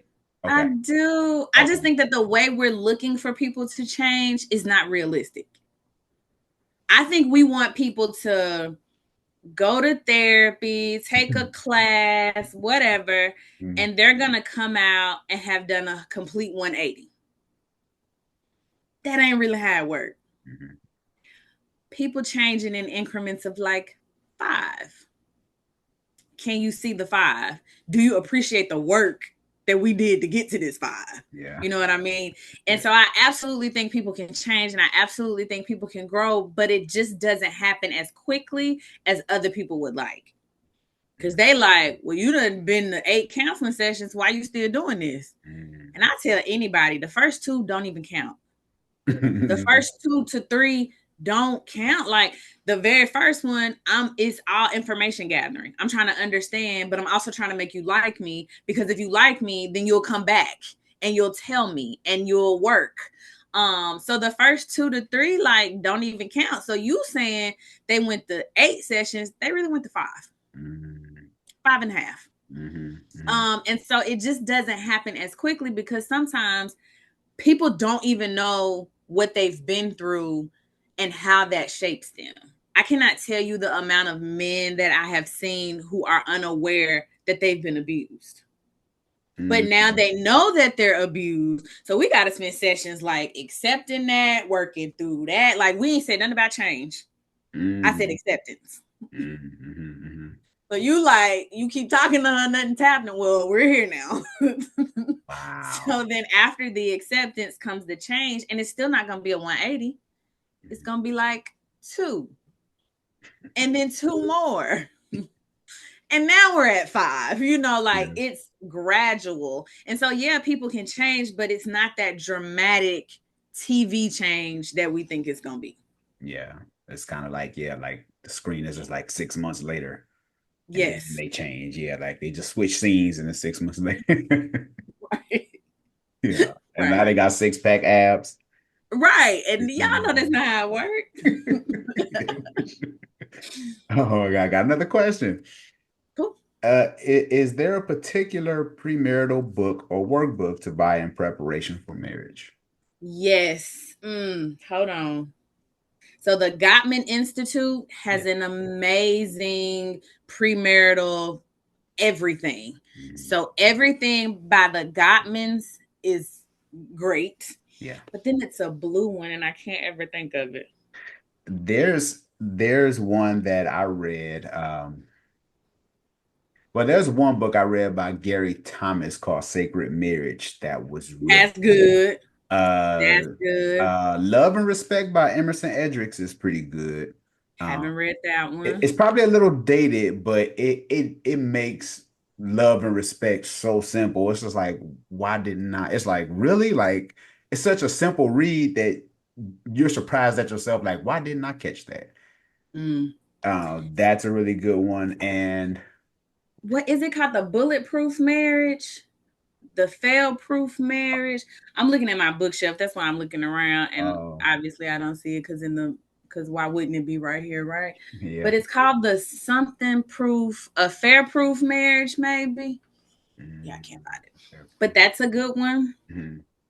I'm gonna go ahead and do a shameless plug. The Wife's Guide to Beating the Side Chick by Latoya, the therapist. Amazing. You can get that on Amazon. Ooh. The girls love it. Ooh, can you tell us about that? I'm gonna put it in the description below, but can you tell us a little bit about that book? That sounds good. Okay, so I wrote this book. My baby's 8 or 9 years ago. Yeah. At the time, I used to be hooked on reality TV. Hooked. Love and hip hop, everything. And everybody was cheating. And I don't know if y'all remember Peter and Tyra and Amina, like they were really big in their triangle. And so I was having a conversation with a friend. I was new in my marriage, and we was like, well, guess I'm gonna clean up, because if I don't, the side chick gonna do it. Like, it was like a running joke. And then it became like my love letter to wives. Like, marriage is hard, but it's not as hard as we make it. And it's only hard because we don't know what's hard about it. So if you ask anybody that's been married for any amount of time, they'd be like, whoo, marriage is hard. I heard that so many times, but nobody ever said, like, this is what makes it hard, and then this is what you do about it. Well, that's where my book comes in. It's just my love letter to wives. I talk about sex. I talk about communication. I talk about self-care, all of those things. And it's not, I know the title, y'all, this was a while ago. I was young. And so I know the title sounds like it's going to be anti-women, and it's not. It's really like my love letter to wives. Like, you signed up for this. This is what we gonna do. And so, yeah, I love that book. Yeah, it's my little baby. That sounds good. I'm gonna have that linked up in the description below, and all your other good stuff as well, your website and stuff. Oh, thank you. What was I going to ask you? How long? And this is how long does it take for a marriage to gel? Like, how do you know when you marry? Is it like year 5? Is it year 10? I think it's kind of like a baby, right? Like, y'all know, okay, when you see a newborn, you're just like, oh my God. And then, like, the baby don't sleep at night. And so you like, yeah. That is the coming together, living together. You didn't put the toilet seat down. You wipe everything twice. I don't wipe like all of the things, right? Yeah. So I think if you look at it like the lifespan, because I know my first year, baby, ooh, I was like, just kidding. You want out if you want, but you know, years later, here we are. Yeah. And so I think I just kind of think about it like a lifespan. So I didn't have the terrible 2s. I had the terrible 1. And then from there, it was like, okay, we're just going to work to be better. Like, we breaking up? Nah, we ain't breaking up. Okay, well, let's keep working to be better. Okay, I'm checking in. Okay. And then suddenly we're not checking in anymore. We're just consistently working to be better. So I don't know. I feel like that's different for every couple. Yeah, for sure. Because I heard someone asked that question the other day. They was like, yeah, you're like newlyweds, you that first year, but then it's like when y'all start hitting on all cylinders, I guess I guess it just depends on how much work are you willing to do, right? I mean, exactly. Yeah. It's like your life. It's like your morning routine. It's like anything that you put any stock into it.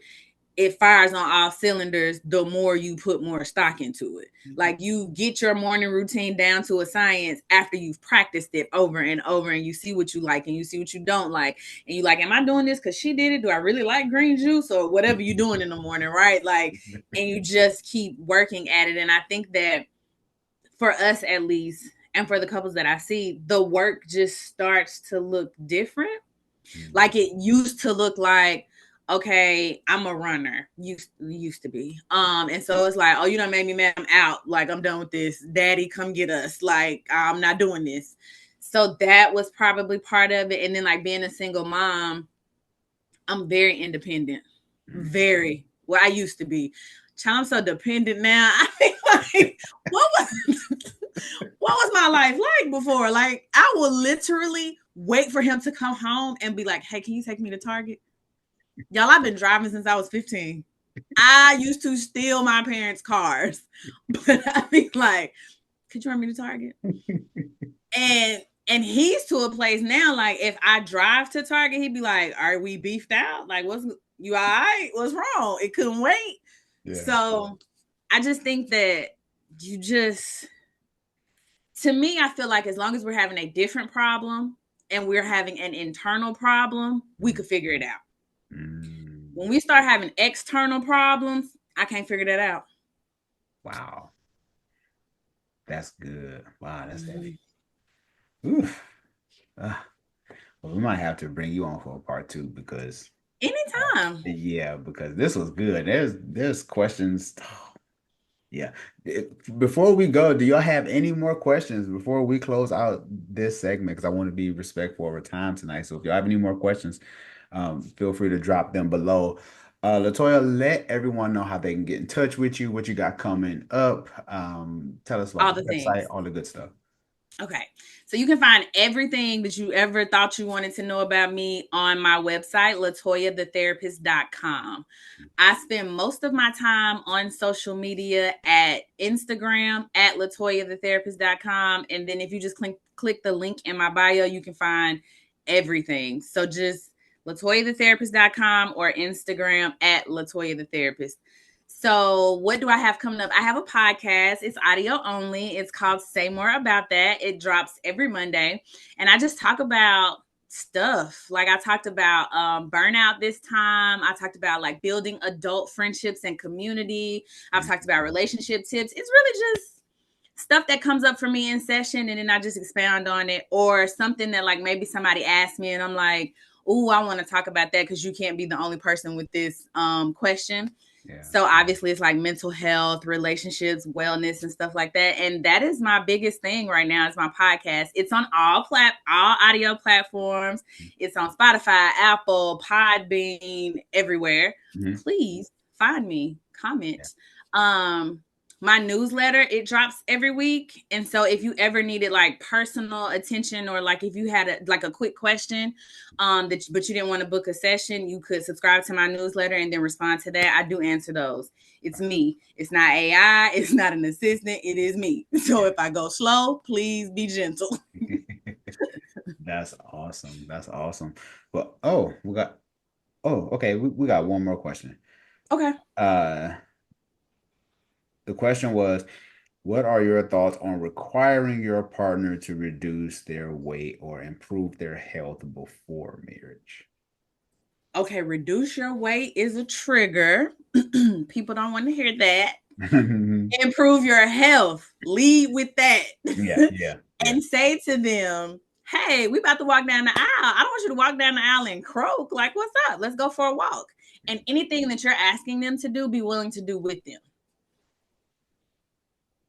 Because you can't have that. Like, if I got diabetes, please stop bringing me cheesecake. I am not strong enough to turn down the cheesecake. So, like, don't enable me. Help me. Yeah. Oh, yeah. No, that's real. Yeah, because you're like, I'm about to go on this weight loss and there's cookies. And it's cheesecake. Yeah, why are we doing that? Yeah. Yeah, Star Crunch and all these other things. Yeah. Okay, well, hopefully Latoya answered your question. But, it was a good question. I understand the whole health thing, because if we're going to do this until death do us part, I mean, obviously I need you. Right? Right. Yeah. Right. I know for sure. Well, and then also, when you met them, were they their size or did they gain weight? Because I also talk about that in my book. Because here's the thing, like, let's just keep it real. If you met me at a 2 and now I'm a 22, and no shade, because I'm a plus size. Mm-hmm. And now I'm a 22, like, this is not what you like. Like, you like a 2. And so I don't think that you should say, "Ew, you're nasty and I don't want to be with you."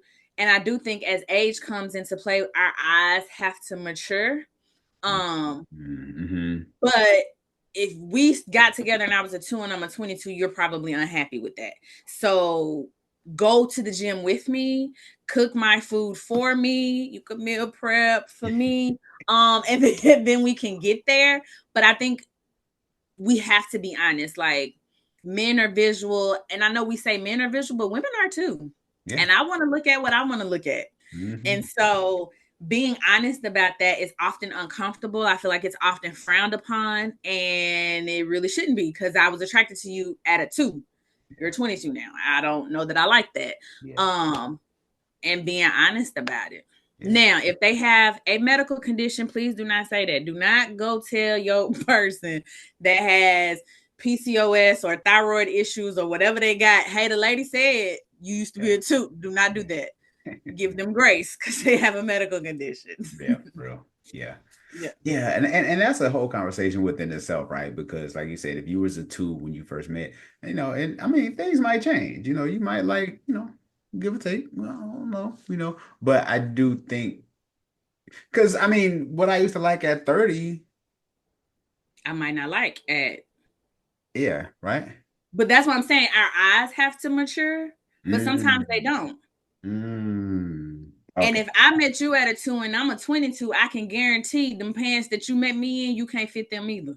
So we could go on this journey together. Okay? Because I didn't go to dinner by myself. I went to dinner with you. So that's good. Yeah. Your metabolism slowed down just like mine. Right. We're in this together. That is so good. Well, everyone, thank you so much for the questions tonight. Latoya, you killed it tonight. Just a phenomenal job. Thank you so much for your time. You can be 30, but your soul may be stuck at the age of 12 because of some incident that hasn't been resolved. Mm-hmm. Yeah.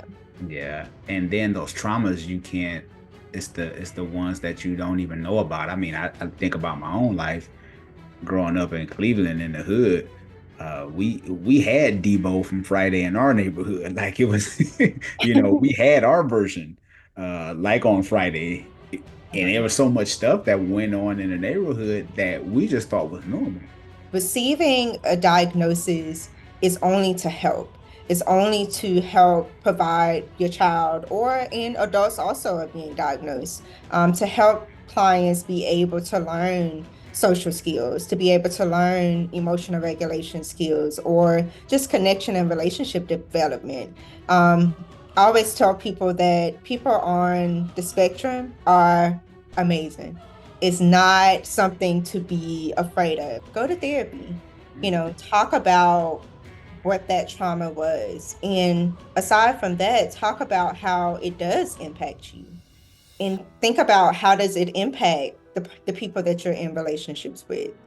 Because until you do that, sometimes you don't know how it affects you or the other people. And when you don't know how it affects you, it's hard to see how it affects anybody else around you.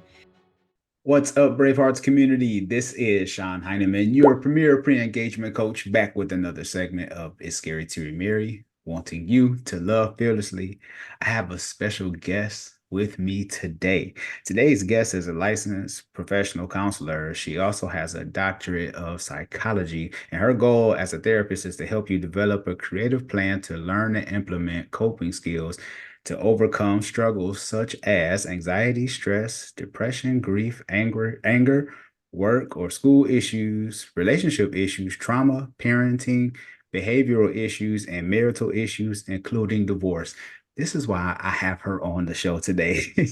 And she's a lover of music. I want to talk about that as well. Bravehearts community, let's show some love to Dr. Aranisha Johnson. How are you doing this evening?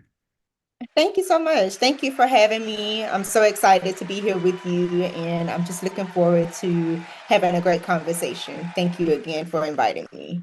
No problem. We've been following each other on Twitter for a while, or X, whatever you want to call it. And I had to go in the inbox and was like, hey, we got to make this work because I need her on the show. Today, we're going to discuss wellness wisdom, integrating therapy into your everyday life. We want to make this as practical as possible because you never know what people are dealing with.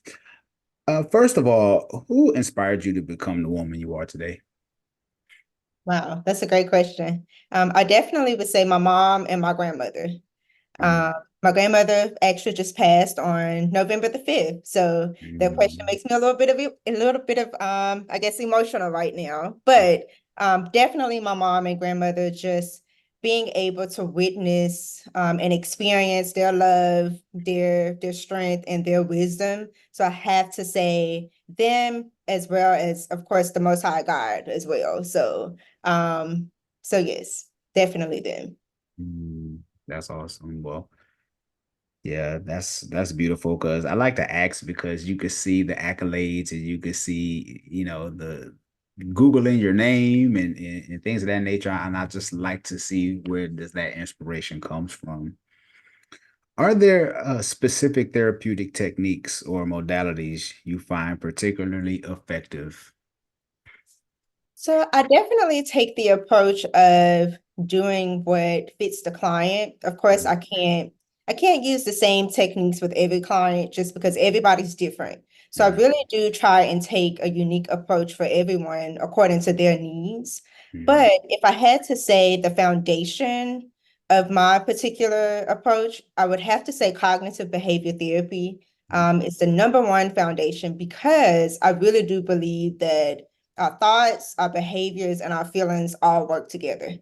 I Mhm. don't think that we can separate the three. Mhm. So I strongly believe in that. So oftentimes the foundation of my approach is to help clients really get into their heads and figure out, what are you thinking? Where did that come from? Where did this thought originate? Mhm. Because usually that helps us really figure out, and it helps us to cope and maybe even resolve some of the emotions or maybe even negative behaviors they may have. Mhm.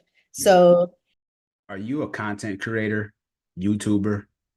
Maybe you've interviewed someone on your video podcast and they said something that was really, really good, or maybe you said something that was really, really good. Well, enter Opus Clips.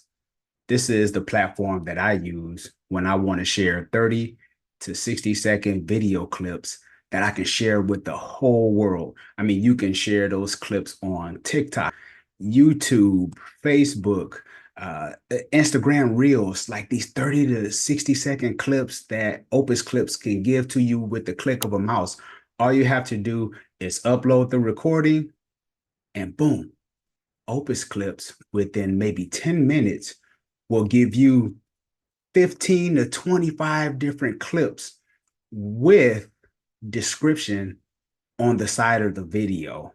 And it also gives you like a title and it gives you a rating and let you know how powerful that clip can be used on social media from a rating of 99 all the way down to maybe 60. This is a phenomenal platform that has took my social media marketing to another level. If you want to level up your social media game, go in the description below right now and get the link for Opus Clips. This will not disappoint you. for me, cognitive behavior therapy, as well as solution focused brief therapy, I like to find solutions. As a therapist, of course, I like to process. I like to help people process, but the goal is to find a solution or find a healthy way to cope with whatever may be happening. Mhm, mhm. Yeah, because I like when you talked about getting inside the head, getting the thoughts. Because once you get up here and you're trying to separate your thoughts and where did that come from? Why am I thinking like this? And it takes work to try to get your mind in order and to stay focused. It just takes so much work because you can talk negative to yourself and you're wondering where does that negative talk comes from. Oh, wow. Yes. Um, Yes. I talk to my clients all day mhm, about negative self-talk because the thing is, our negative self-talk usually comes from some type of irrational place. And it usually comes from some type of self-limiting belief. that started years and years ago. And we don't realize that it's self-limiting because it lives in our head. So we think it's true. We think we have all the evidence saying that this particular belief is true when it's really not. So I think that negative self-talk, that is at the core of most people's anxiety, to be honest. Mm-hmm. Yeah, I agree because I know I have those negative self-talk sometimes and imposter syndrome and all that stuff, you Oh, know. yes, for It's sure. like, let me start from square one. Let me let me reel it Yeah, back. figure out where's it coming from. And usually we realize it's not even true. Mhm, mhm, It's not mhm. even true. Hey, and I heard someone say uh, the way you talk to yourself in your head, you wouldn't let somebody else talk to you like that if it was them. That's true because when you think about it, most of us say worse things to ourselves than we would ever say to the people who love us or Mhm, that we love. We mhm, wouldn't dare allow the people we love to even speak of themselves that way, but we do it to ourselves. It's mhm, really fascinating. It's mhm. really fascinating. Yeah.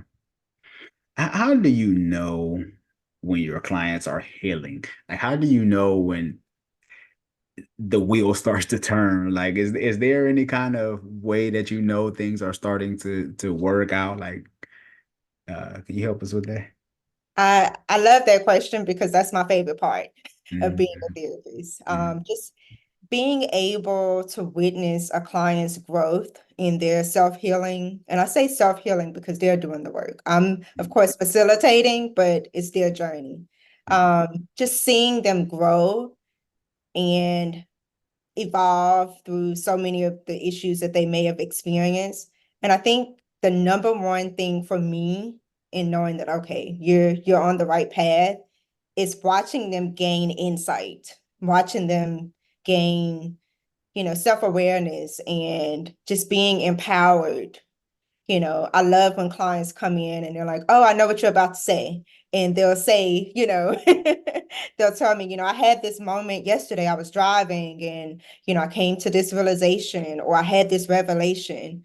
And when I start seeing that they're excited about what they're learning and they're excited to actually use the tools that they're learning in therapy, and they can come back and tell me, yesterday I was able to be assertive, or, I was able to speak to someone that I haven't spoken to in a long time, and I was able to tell them how I feel. So just seeing them actually practice what we're talking about in therapy, outside of therapy, to me, that's the best feeling in the world. And that lets me know that they're actually getting it and they're using the tools and they're becoming healthier people because of it.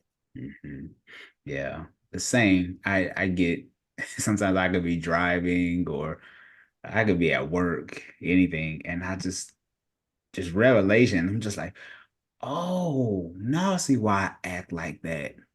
Uh-huh. Oh, and half of the time I'm apologizing to my wife, right? 'Cause I'm Well, I'm sorry. sure she appreciates that. She appreciates that self-awareness, I'm sure. Yeah, I'm sorry for being a butthead. I did not know. It's just like reflex. It's like your default setting, and then you Yeah. realize where you're going wrong.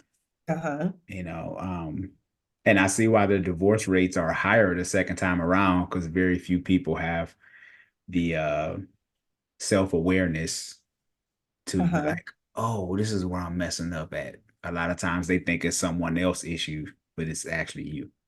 Uh-huh. And I love your content. I've been following you for years, and I absolutely love just the content that you put out and helping people to understand. And I don't know if you realize this, but you're doing a lot of therapeutic work as far as helping people to be self-aware. I see some of the content, the questions that you post on Twitter or X, and it gets people thinking. And sometimes I sit and read the comments. I read the comments of what people say back, and it's amazing. And you're right. A lot of people after divorce or, just after any relationship ending, whether it's with a friend or, significant other, they're not always looking at the lessons. They're not always looking at, what could I have done differently, or what can I take from this past relationship and change going into a new relationship. Mm-hmm. The whole Twitter thing. I mean, I love X. Sometimes people come for me, and it's all good. Yeah. And I combat that a lot of times, and I had to learn this for myself to not get so caught up in what people say, positive or negative. I try to stay in kind of in the middle, Uh-huh. Uh-huh. and I realize that more people are willing to open up to you if you don't be combative or Oh, for sure. defensive. Oh, yes. That's so You true. know, yeah. So I will say people say something negative, and I'll just thanks for commenting, Yeah. and then they'll inbox me and be like, "Hey, I got a question," you know, or they'll respond and be like, "Yeah, it's all good. I was just joking. I'm glad you can take a joke." I'm like, really? Yeah. What advice do you have for the person whose childhood trauma affects every romantic relationship they're in? Wow. It's amazing that you just asked me this. I literally just had a conversation about this earlier today. Really? So that's alignment for sure. So I would say take your trauma Mhm. and number one, and I know it's cliche because I'm a therapist, but honestly, I say go to therapy Mhm. to talk about that trauma. A lot of us have experienced trauma and we don't know that it's trauma. We actually don't know. We don't classify it as trauma. And sometimes it takes saying things out loud and talking about it to realize, wait a second, that was a lot. Mhm. I didn't realize that was a lot. Or you need another person to say, whoa, you experienced a lot there. So I think number one would be go to therapy, Mhm. talk about what that trauma was. And aside from that, talk about how it does impact you and think about how does it impact the people that you're in relationships with. Because until you do that, sometimes you don't know how it affects you or the other people. And when you don't know how it affects you, it's hard to see how it affects anybody else around you. So I think talking about it, and not only talking about it, but understanding that all of the traumatic things that have happened, there are things that you can do, and I won't say this for every traumatic incident, but most of them, we can sit back and we can think about what those traumatic things either taught us, or we can look at it in a way of figuring out, well, what can I do to not allow this traumatic incident or this particular thing? And it all depends on what it is, but you have to figure out, okay, how can I take that and not give it the power to have a negative influence on other areas of my life. So, one, identify what those traumas are. Two, figure out how it actually impacts you. And then three, figure out how can you go forward in terms of not allowing it to have complete control over your future. Because I Mhm. think ultimately, when we don't know and we don't call something out or we're not able to actually identify the effects of it, we Mhm. give it power. Mhm. That's good. Yeah, because and I want to ask this: what is this? Isn't even in my notes. So as I'm listening to you, I'm just like, I gotta ask him this. What's is there a difference between childhood trauma and um, inner child wounds? Like, are they the same, or is there a difference, or are they kind of similar? Are they kind of like cousins, or I consider them to be one and the same okay? because, and this is a really good question. I'm sitting here thinking and processing it Mhm. because I think the inner child wounds come from that childhood trauma. Okay. I think the trauma that a person experiences can cause those inner child wounds. And those are those wounds that you carry that you don't always know are there. Or you try and hide them, you try and stuff them down. And usually those wounds, whether it's, from a negative relationship with the parent or some type of sexual abuse or any type of abuse, mental, physical abuse, being abandoned, whatever those things may be that cause those inner child wounds. And usually that's what people are fighting against as adults. They're fighting against those things. So I would say that they're intertwined together. Yeah, because I heard I forget one of them popular psychologists or something, and they said how you might physically grow, but once you get hit with the trauma, it like stunts your It stunts your growth. yeah, like it stunts your soul or something like that. And I thought it's interesting because it was like, yeah, because you can be arguing with your spouse, y'all falling out, but you're really arguing with the 12-year-old version of him. I actually saw that. I saw it on TikTok. I can't Okay. remember who the person was, but it was on TikTok. Yeah, I think it's Ayana Van Zant. Was it her? I think it's That sounds like something that she would cover, but yeah. it was some type of interview that someone was doing. And the person, at least, and we may be talking about two different videos, but the one that I saw, they talked about you can be 30, but your soul may be stuck at the age of 12 because of some incident that hasn't been resolved. Mm-hmm. Yeah. Yeah. And then those traumas you can't, it's the ones that you don't even know about. I mean, I think about my own life growing up in Cleveland in the hood. We had Debo from Friday in our neighborhood. Like it was, we had our version, like on Friday. And there was so much stuff that went on in the neighborhood that we just thought was normal. Yeah.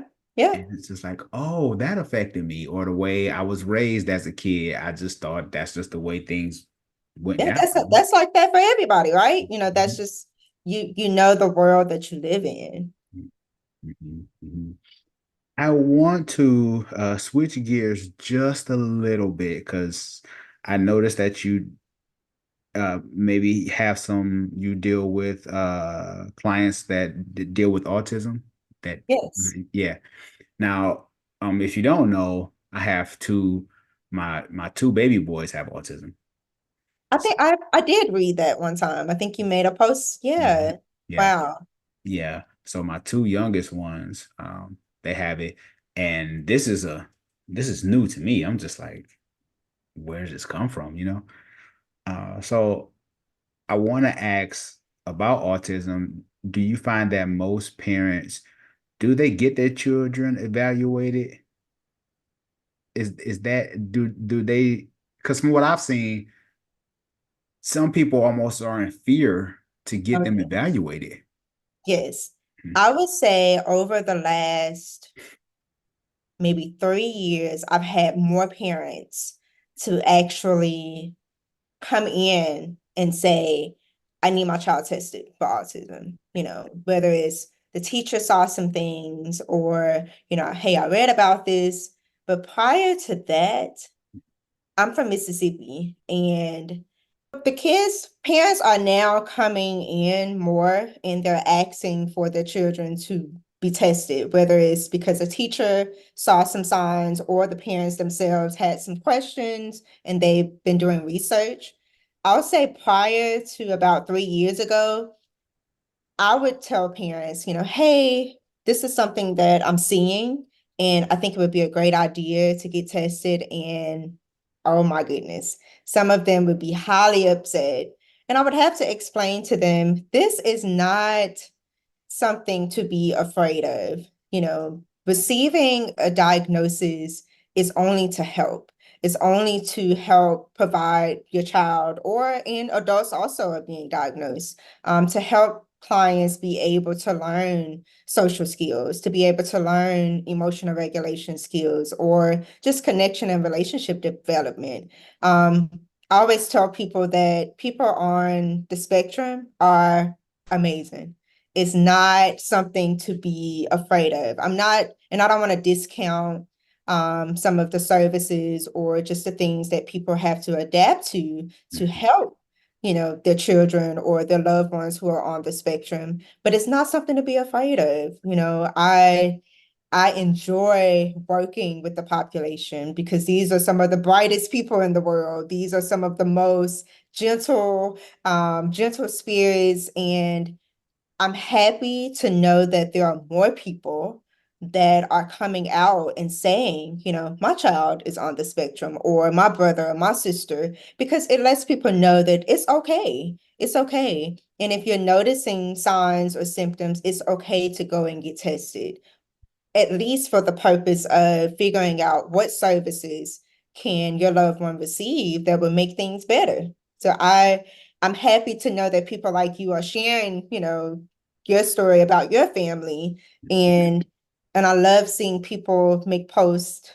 I always tell people social media, it can be a downfall sometimes, but it's also a tool for people to know, hey, you're not alone. You're not alone, and I experienced this, or if I don't, I know someone who does experience it. So I think spreading awareness is helping more and more people. They're accepting of it. They can come in and say, hey, I think this is going on. What can we do to get my child tested? I need to figure out, what do I need to do as a parent? I need to know, what does the school need to do? So I'm really loving the fact that people are more aware. Because to be honest, before I became a therapist, I didn't know a whole lot about autism.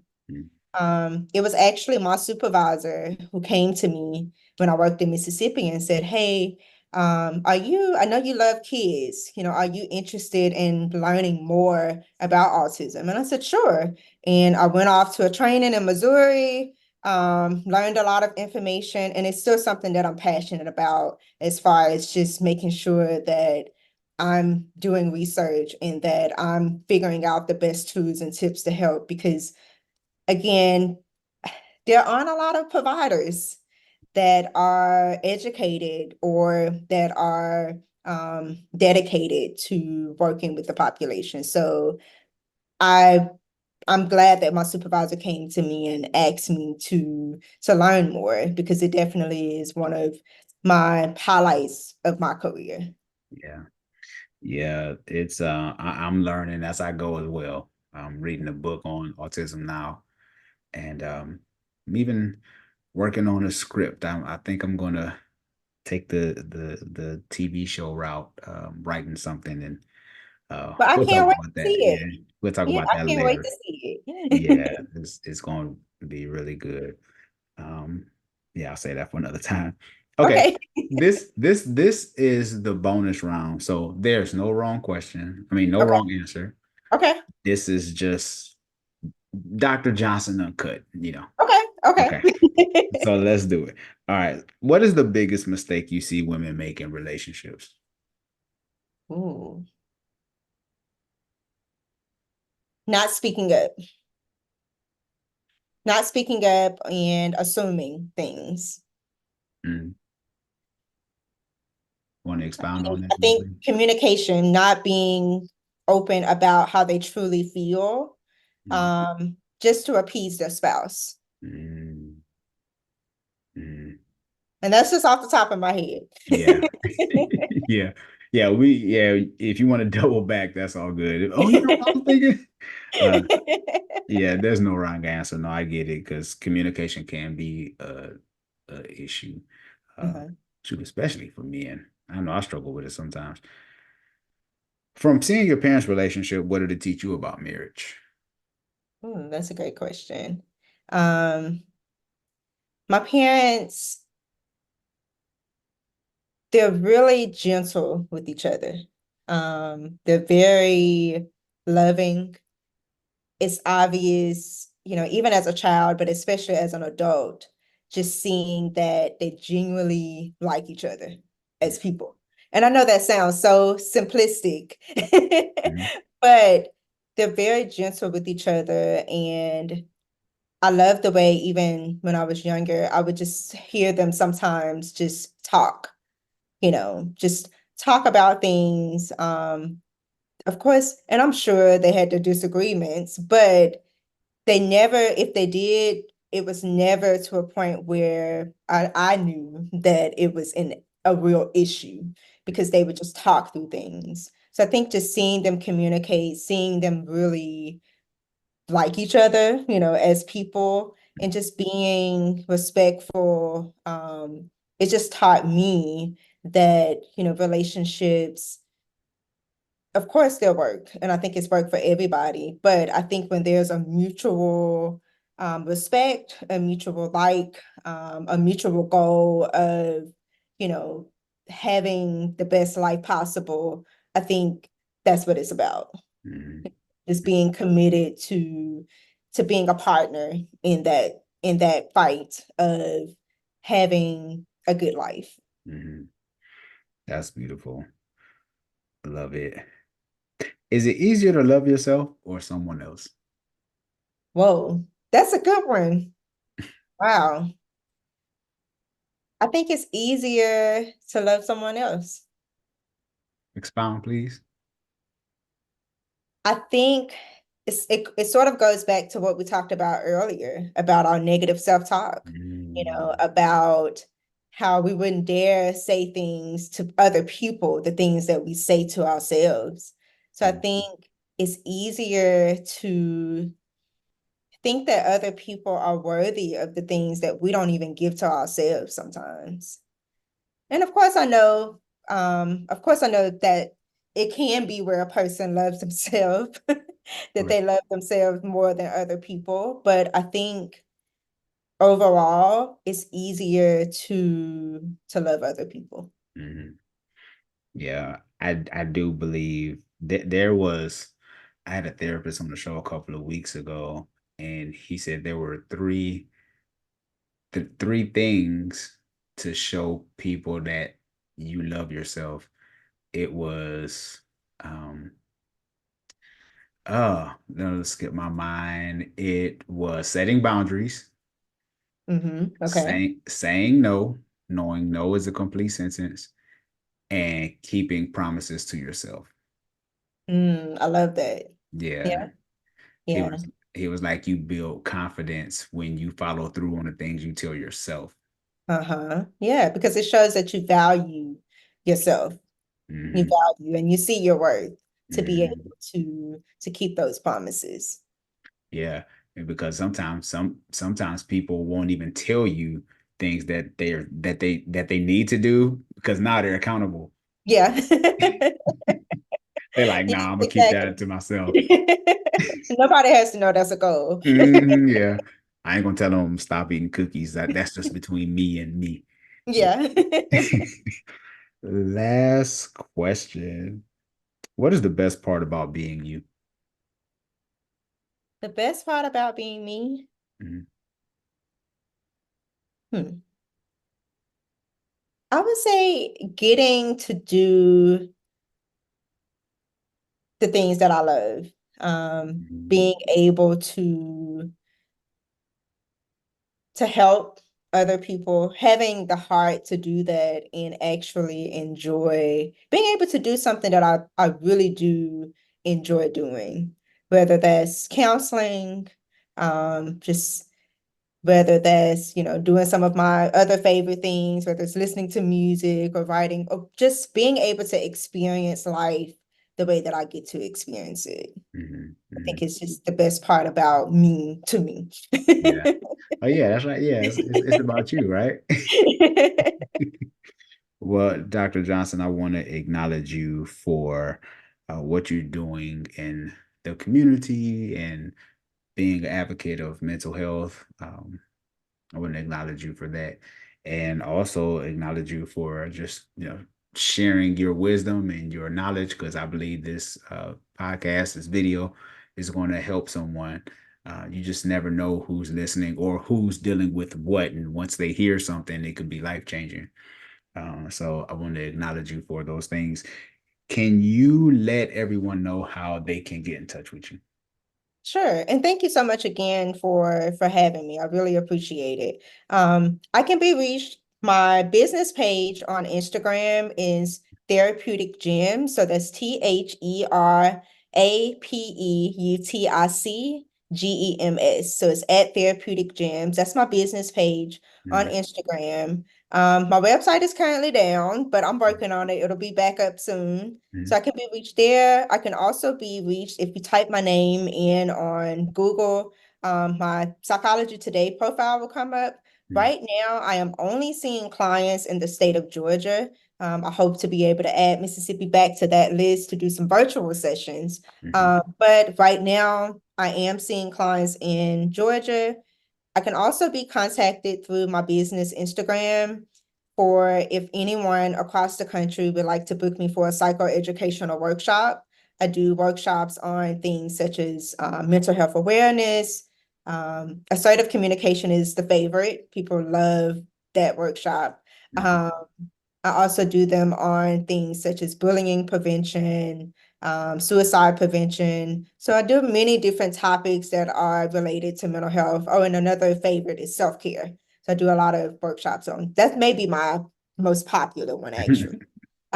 So I can be reached in those places. Right. Emotional infidelity. And there's some people who argue that that's even stronger because being able to reach the spirit and maybe even soul of somebody emotionally, right, pierces deeper than the sexual or physical. I've Um, heard that from a lot of women. yeah, I've heard that too. That a lot of women think if he has an emotional connection with the woman, they would rather him have slept with her and do that a few times and be done with it than for there to be an emotional connection. I've heard that. Yes, that's deep. It is, and I think because a lot of women complain about a man's unavailable emotionally, right? Mhm. And so they've been struggling for the past 10 years to get him to open up, and all of a sudden he's opened up to the lady over there, right? Yeah. I think that's where some of that the wife betrayed in terms of her feeling ultimately betrayed is that he couldn't be open and vulnerable with me. How could he be that way with her? I've been, I had. Hi, I'm Clarissa from Love Fearlessly. I want to tell you about the products we create with faith and purpose in mind. At Love Fearlessly, we design biblical affirmation cards, journals, and wall art to encourage you and keep God's promises front and center in your life. These are more than just beautiful items, they're tools to help you stay rooted in scripture, speak life over yourself, and create an atmosphere of faith in your home. Whether you're starting your day with affirmations, journaling your prayers, or decorating your space with God's truths, our products are here to remind you that His love and promises never fail. So if you're ready to bring more faith and encouragement into your daily life, check us out. At Love Fearlessly, we're here to help you live boldly in God's love. Brave Hearts community, this is Sean Heineman, your premier pre-engagement coach, back with another segment of It's Scary to Remarry, inspiring you to love fearlessly. My co-host Aquila Maddox isn't with us today, but it's all good. So shout out to our co-host Aquila. But today we have a returning guest. Today's guest is a mental health clinician and psychotherapist in North Carolina. She has her own private practice where she works mostly with adults of all ages. She does a lot of relational work, starting with one's relationship with self, couples, couples work, and even family work. She also offers services in Spanish. Love that. She believes therapy offers a path to healing so we can get back to loving. I know that's right. Bravehearts. Yes, yes. Let's show some love to Beatrice Parker. How are you doing this evening, Beatrice? Thank you. I am wonderful. Thank you for the introduction and very glad and grateful to be here again. Yes, we are doing this again. I'm excited about this topic, the four most important things in any relationship. This is actually like a part two. I had someone else come on and had like a singles perspective from it. So with you being a psychotherapist and being, married and going through divorce, I'm sure you'll be able to add some insight to those people as well. I want to say shout out real quick to Riley O. Riley O. I'll have her linked up in the description. I got this shirt from her at a vending event, Black Man CEO. So shout out to her. Young lady's doing her thing. I'm so proud of her for doing what she's doing. Riley O. I will have her linked in the description below. Black Man CEO. That's what's up. Yeah. Okay, Beatrice. So based on your experience as a psychotherapist, what are the four most important things in any relationship? Sure. And there are lots of things that are important, but to narrow it down to four, the first one I find important is faith. And the reason why I say faith, you have to have something that's going to anchor the both of you, something that you can go back to as the blueprint, the guide, right? The reference point, because we all have individual experiences and perhaps his truth, her truth. We want the truth, right? And Mhm. because the individual truth are subjective. Yes. And so I think it's important to have the faith if God is a part of it, if faith is a part of it, if the word is a part of your marriage. Again, you have guidelines, you have parameters, you have a framework, right? Not that you get everything right, but it's something like, again, when things are in turmoil or not going well, you have something to go back to. So that's the number one thing I'd say. The second thing I'd say is communication and good communication. And I know people say communication, texting, video chat, telephone, all those things. But good communication requires transparency, it requires vulnerability, it requires authenticity, it requires you being willing to make sure that your partner has what they need to understand where you're coming from, where you're going, what things are going on. None of us are required to be mind readers, although many marriages and relationships, they want you to already know what to do. But good communication means that I can articulate my needs and my wants, my grievances, right? The things that I love about you, not just the negative things. Good communication also means good things because maybe I like flowers every month, but if I don't say that, I can expect that he's going to automatically know that, right? That's just, a very basic example, the same way, quality time and all the things that people talk about. And the third thing, I say love because while it's a very broad topic and controversial sometimes because people have their own definition, what I will say, going back to number one, the faith, there is something, there are definitions of love, right? We know that we need something that's going to be the glue besides faith that's going to keep us coming back, that's going to keep us committed. And it's not just love for your partner, but love for yourself, love for other family members, love for God that will allow you to also be a compass for your what you do and how you do it. And then the last thing I'll say is growth mindset. I think that represents flexibility. So people who meet in high school or even college, right? Before you're 25, the science says that your brain is not even developed. So think about people who got together early and they literally have grown up together and now they're in the age of 35 or 45. They're completely different individuals. And what growth mindset will allow you to have is that you understand that who you met at 19 or 24 is not the same person at 44. And you're going to give them the grace to be able to adapt and to adjust with the things between marriage and careers and children and deaths and promotions and all the things that happen in life, right? If we are in a fixed or scarcity mindset, we think people will never change, right? Versus growth mindset allows for new possibilities and hope. Mm, love it. Those are Mhm. some great Thank points. you. Love Thank it. you. Yeah, the Thank you. flexibility is huge, right? Oh my Because gosh. Oh uh yeah. and I remember TD Jakes talking about this one time. He said you got to be willing to turn with your Ooh, spouse and a turn. When he's talking about the motorcycle, when you turn, that person on the back of you, they need to hold on. Y'all got to be in the same direction. yes. You Great know, analogy. yeah, and I know for me, and I think we might have discussed this before, that was maybe the deciding factor that caused me to go through my divorce was because we weren't willing to make that turn together. Mm-hmm. She Mm-hmm. turned down one street, I turned down another street, and Yeah. and I see the effects of that. So I'm glad that you brought that up, Yes. that we don't talk about that enough because we're in our home, right?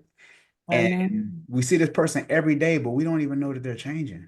For 20 years. It's like the person who's losing weight, everybody else can notice it first before you notice how, your new body, right? And the same thing, like you said, we get complacent. We get very comfortable and we forget, yeah, that they're a human being growing and changing and becoming too, if they're healthy. Yes, for sure, for sure. If you have any questions for today's guest, make sure you leave your questions below. We'd love to hear from you all as well. So thank you all for joining us. Those are great points. So how did your personal experience with marriage and divorce shape your understanding of these four pillars? Sure. So the same things I just talked about, I think showed up in my marriage in a lot of ways. I know that when we went to marital counseling, that one of the things we talked about was good communication. In fact, our counselor gave me a book to read called Feeling Better Together, which is about not just romantic relationship communication. I think I mentioned that last time too by Dr. David Burns, but it was life changing because it was good communication on every level. And so I think for me, when I began to change how I communicated, he responded in a positive way, right? Everybody around me responded in a positive way. And not that I was a bad communicator, it's just that we speak fluent English, we do very well in our professions, and sometimes we think it translates into to romance or personal relationship, and it doesn't always translate, right? We have to be able to take off the work hat, the parent hat, and put on the husband or wife hat, and being able to, again, because you've been together 2 years doesn't mean he still remembers or that she still remembers. So good communication means that we should be able to talk about adversity, right? With respect, with dignity, learning that sometimes you can't talk about things in a moment. So those were skills that I gained in the process of us, our marriage going through turmoil. I also know faith. Faith was something that we both agreed on. We both are Christians and believers. So being able to have that as a guide, and sometimes there were things that we disagreed on, but in the end, it was a unifying factor. And I think ultimately, the growth mindset of me growing and developing and deciding that, who I was when we met however many years ago to who I was becoming was not fitting in with where he was in life. And so while I was willing to continue, I personally think he had a fixed mindset. And so he wasn't willing or able to be flexible about us, where we were at that stage in our lives and how our lives together will look based on where we were then versus where we had been. So you've been through that on your own personal journey. Oh, yes, Yeah. absolutely. Absolutely. Absolutely. Wow. Yeah. And that can be painful because sometimes I know for me, I'm like scratching my head, like, what happened? I know, because a person you love, I mean, at some point we loved each other deeply. So, and I had imagined and visioned, like I didn't expect to be single at this stage in life, right? So I had imagined being his wife, and to start seeing things that were going to unravel that, it is painful. It is painful, and I do think it wasn't one thing. It was things that built up over time, and then there was the moment that we decided, to go our that going on together was not going to be the thing that we needed to do. Understandable. I respect that. Sure. Mhm. Which of these four elements do couples tend to struggle with the most? That's a great question. And they're all, I see all of them basically in all the couples that I've worked with. But I would say that I think good communication, because again, if we talk about where we are now versus where we started, right? Lots of couples that I've dealt with recently, they've been together for, I'll say, 10 plus years in many cases. Um, and again, if you're saying, well, but we used to, not recognizing what life stage, right? She was in her 20s and now she's in her 50s, or you're going to be different. And so sometimes because of the resentment and unforgiveness and the little things that eat away along that eat at the relationship along the way over years, all of a sudden it comes to a point where you have this wall built up. And so now it's hard for him to hear her, for her to hear him, which is where I come in to hopefully be able to articulate some of the grievances on both parts, right? As well as the beautiful things. Um, and then them being able to see new possibilities. Now, what happens is they're not able to communicate in a way to hear each other. So there's a lot of emotion, like and normally like anger involved and frustration, and just like I'm tired, right? Because we've been arguing about this for the past 5 years, past 5 months, or however long it's been. And many times it is the communication that, their unwillingness to change how they deal with each other, how they communicate each other, unwillingness to go and sit before a therapist or a counselor or a mediator to say, hey, this is who I used to be. This is who I am now. This is who I want to be now with this person. And it's hard for some people to articulate that, and it's even harder for other people to hear it sometimes, especially if a partner feels like they've been blindsided, like maybe they've been going on willy nilly, and the person, because they have not communicated this whole time, right, has been building this case, and all of a sudden they're in my office, and now they're like, oh, I had no idea. Right. Do you know, yes, one lady from TikTok, she says, I can't see her name from here. I need my glasses. She says, yes, I resonate. Okay, thank I resonate with that. So, you. um, yeah, so it's probably common. I think so. I mean, I see it. I see all kinds of couples, right? And it is something that I see over and over again. And one of the exercises I try to do with them before we get started is let's go back to when you first met, right? Let's go back to that day that you decided that, hey, this is the guy that I want, this is the girl I want. What was it about them, right? And many times I see their face like light up, like, oh, I've forgotten, right? Like they remember, oh, and when you read my bio, that whole thing back to love, that's what I like to help people get to if it's possible, right? But you have to have two willing people who are willing to do sometimes very hard work and long sometimes work. So I try to get them back to that sweet spot, to that romantic spot. And for many couples, it's good to like you see a light come on and they both talk very lovingly about that moment and several moments sometimes. And so, yeah. There's a book that we were reading in our marriage class. Mm, It helped transform my marriage. Came out recently, but I think the study is somewhat fairly new. mhm. But it's called The Mindful Marriage by Ron and Nan Deal. It's like I heard of the couple, but I haven't read that book yet. Yeah. Um, I'll have a link in the description. But they talked about like not repeating this dance because, like you said, the conversations, the arguments, they're the same. They're this dance. Hmm. It's the same dance. It's the same arguments for Hmm. years and years. And he was talking about, so who's going to break the dance? Yes. Who's going to become emotionally regulated? Yep. And he had like these four steps. But I mean, it is Sounds very good. transformative. Yeah. It sounds very good. So, uh, well, you know what? I want to take a break for a second because I want to talk about our sponsor at Love Fearlessly Intimacy Card Deck that my wife and I created. 30 card deck just to get to know your spouse, your significant other, someone you're dating, getting to know them better. We talked about, people changing. So when you ask these questions, you'll be surprised sometimes. You'll say, "Oh, I didn't know you thought like that. Mhm.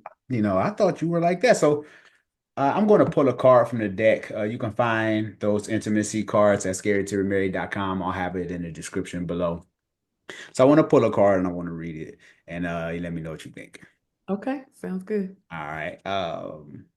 How do you define infidelity or betrayal within the context of a relationship? That's a good one. Because that's the other thing I see, right? When I have arguing spouses who say, but I caught them talking to another lady or to another man, and the trespassing spouse will say, but we just were talking. We haven't done anything. We haven't crossed the line. So I think that is an issue, right? There is a general definition, but I do think that people tailor it based on, where they are in life. And so for me, there's something called emotional, right? Yeah. Emotional infidelity. And there's some people who argue that that's even stronger because being able to reach the spirit and maybe even soul of somebody emotionally, right, pierces deeper than the sexual or physical. I've Um, heard that from a lot of women. yeah, I've heard that too. That a lot of women think if he has an emotional connection with the woman, they would rather him have slept with her and do that a few times and be done with it than for there to be an emotional connection. I've heard that. Yes. That's deep. It is, and I think because a lot of women complain about a man's unavailable emotionally, right? Mhm. And so they've been struggling for the past 10 years to get him to open up, and all of a sudden he's opened up to the lady over there, right? Yeah. I think that's where some of that the wife betrayed in terms of her feeling ultimately betrayed is that he couldn't be open and vulnerable with me. How could he be that way with her? I've been, I had his children, I took his last name, I've cleaned, all these things that they're thinking, which goes back to what I said about good communication, that lots of times infidelity is because of an absence or lack of something in the house, right? Granted, there's some people who cannot contain themselves. They don't have discipline. I recognize that. But for other cases, it may be that that person, which I do see that often too in couples, that they've been trying to get quality time, or they've been trying to get a person to participate in activity with them, and they find somebody who's willing to go ballroom dancing, or who's willing to learn how to golf with them, or who's willing to, take every Friday night and leave the children behind, right? And they build, and someone who listens, right? Because that's also something that couples, sometimes stop doing to each other, is listening. Oh my God, yeah. And next thing you know, you just thinking about this person all day, and you're home, but you're not home. But Exactly. you thinking about this other Your person. thoughts, and sometimes text, and that technology's only made it easier to, I say, to have quadruple lives, right? That people are able to be, of different people, have people that meet different needs. And I often think about how sometimes people, when we talk about infidelity, like meeting needs, that if you're thirsty, think about if you're really, really thirsty, right? And you finally get a glass of water, what that does to you on a natural sense. The same thing if you have a deficit of some type in your marriage, and somebody comes along who's able to feel that, because you need to be satiated, you're going to go in that direction. I'm not justifying it. I'm just saying that many times leads partners astray. Okay, I want to stay here for a second because this is really Okay. good. Okay. So when you talk about deficits Mm-hmm. in marriage, and even with people that you've counseled, do you believe that there's always going to be, I don't know if always the right word, but do you think that deficit will be there to an extent throughout the course of a marriage, or do you think that it's just kind of ebbs and flows?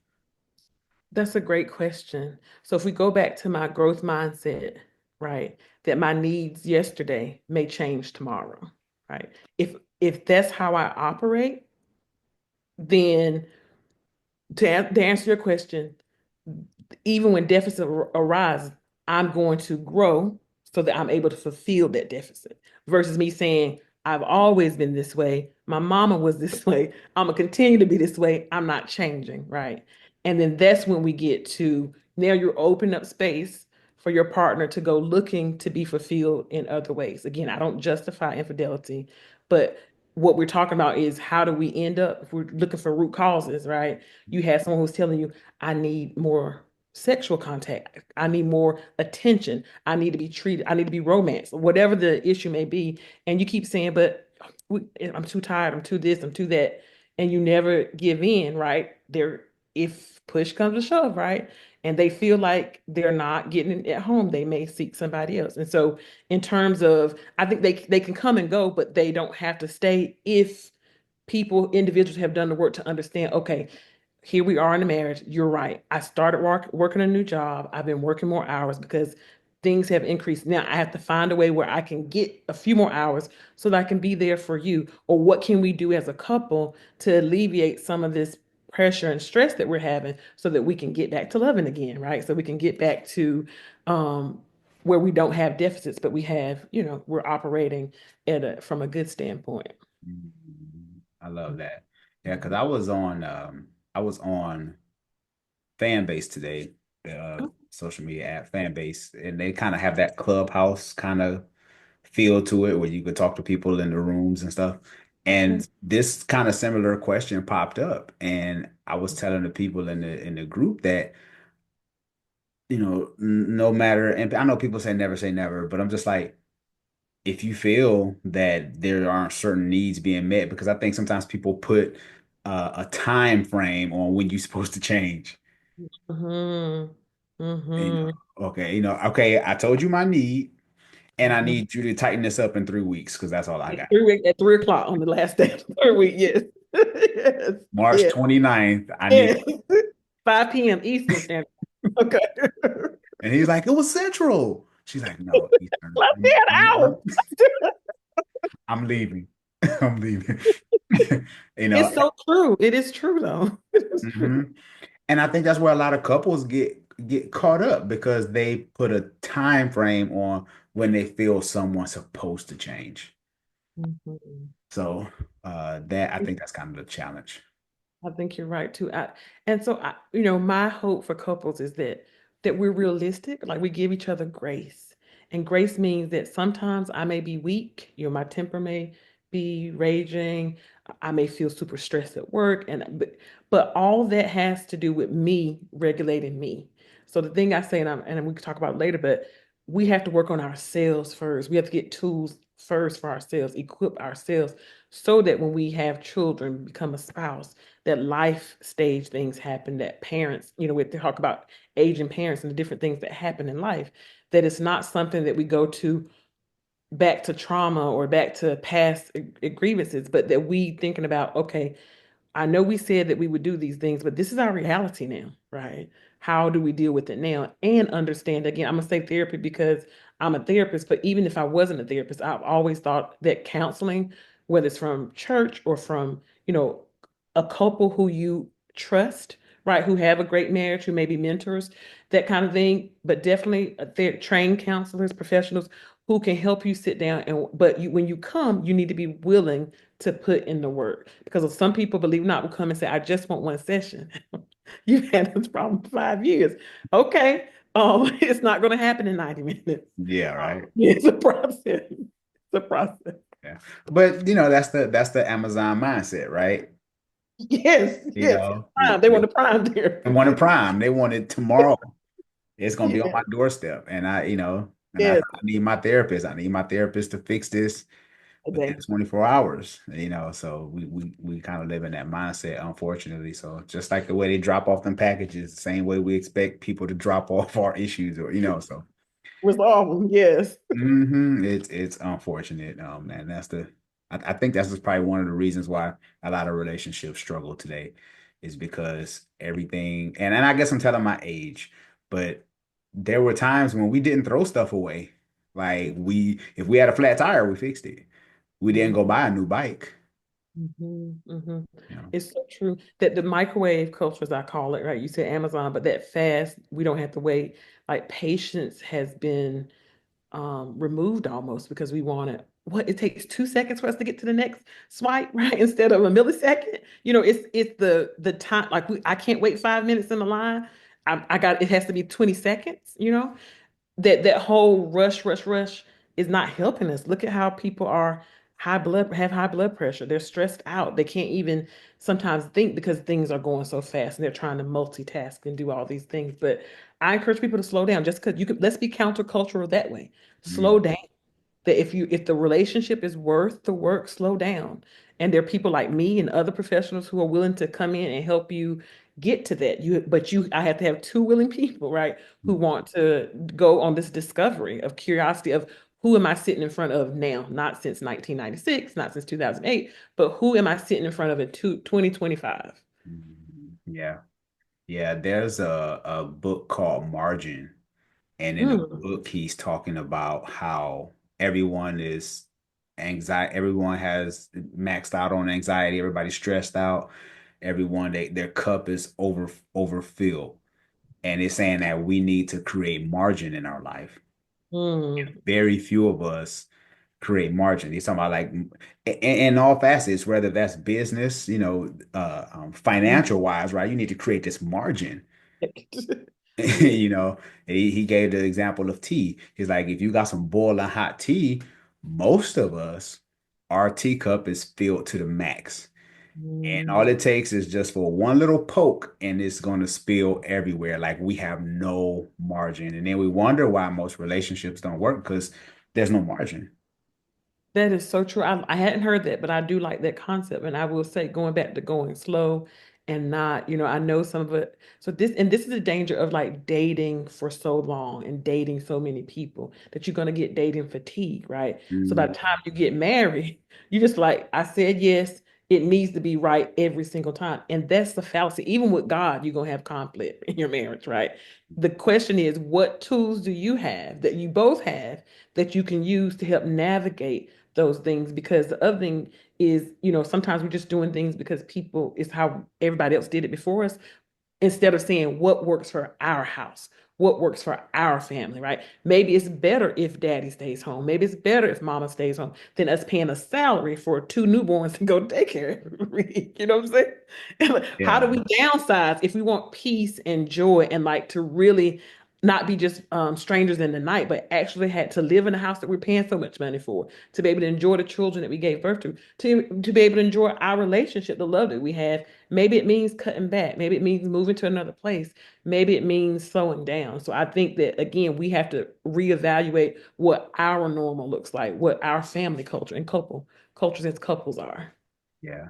I love it. That's so good. Yeah, because very few people are willing to downsize and to make the necessary shift, and it's just a season. I tell people it's just a season. You'll get through it. It'll help even build your testimony, It will. because even you get to this place where you like, we were on a struggle bus, but that's when we really, held tight to each other. And I would agree with that, because I heard one pastor say one time how a love that's been tested is a love that is strong, right? Because if you've been through hard things and you get to the other side, like you said, the strength is built, the testimony is built, right? You have something to reference the next time something comes along, and you see what you're built of, made of. Yeah. Yeah. I like it. Yeah. Love it. Yeah. My old mentor, he used to tell me, great marriages aren't found, they're built. Ooh, I love that. Yeah. Yeah. We just want everything. What you bring to the table? I already got 10 cars, 30 houses. You got 30 cars. You got 60 houses. We just gonna bring all this stuff. That's gonna Yeah. divide us even further because we got more stuff than we anyway, that's another topic. Yeah. Uh what advice do you have for people who feel like their relationship is missing one or more of these key elements of the four that you talked about? Yeah. I think it's what I mentioned before. If you are struggling in a relationship, it is not a weakness. It doesn't mean that you're a bad person for you to seek professional counseling. Or, like I said, sometimes we have mentors in our life who have been married for up 10 years. You know that they've been through some hard things and you want to get wisdom from them. Whomever. The Bible says there's safety. In the multitude of counseling, there's safety. And so I really believe that if you're struggling, if you're missing one or more of those elements I talked about, find a way to build that in you and in your relationship. Um, with the age of YouTube University, not saying every source is a good source, in the age of all the things that we have access to at our fingertips, that when we were growing up, we had to go to the library, check it out, and do all those things, right? Now you can just literally speak it or type it, and you could get information. And there's a ton of good, there's a ton of like bad information out there, but find a good professional site that deals with couples or therapists, or hire somebody like me, right? Who can help you walk through some of the things. I think no matter how hard it is, I think there's hope when two people, and I keep saying two, I mean, if both people are willing to put in the work, are willing to do what's needed to get back to love. If one in and one out, it's not going to work. If people are not going to be two people in it, but technically they're dishonest the whole time about what's going on, right? One has this whole beautiful picture, they're not being honest about their part in it, and vice versa. It's not going to work. But I do know when two people are committed to working on themselves, and as they work on themselves, working on their relationship, it will all come together. And then there are sometimes I do, I see that it doesn't work, right? But again, it's normally one of those things that I just said that both of them, one or both of them have decided, you know what, it's not worth it anymore. I don't want to put in the work that's required for us to get back to love. Mhm. Yeah, and that's the amazing thing about marriage. It's two people, but it just takes one to be like, nope. Yeah, so And true. yeah, that's all it takes. And it's like it's over just like that, and especially for the person who wants to make it work, like that kind of devastation is tough because you like, I thought we was doing this. I know that we've been going to all these sessions. I've been changing my behavior. I'm giving you more time, like I said I would, and you still want to go out. So again, to me, sometimes that makes me think that maybe they were only saying what they thought they should needed to say to hold on to the person versus being completely transparent. Because I would say this, you have to be honest with yourself first. So if you are going to counseling because of somebody else, it's noble, but that's not good, especially if your intentions is I'm just going to do this so I can say I did it, but I'm really going to be checking out in about 3 months, right? When I get this side thing that I'm trying to create over here, when I get that settled, then I'm out, right?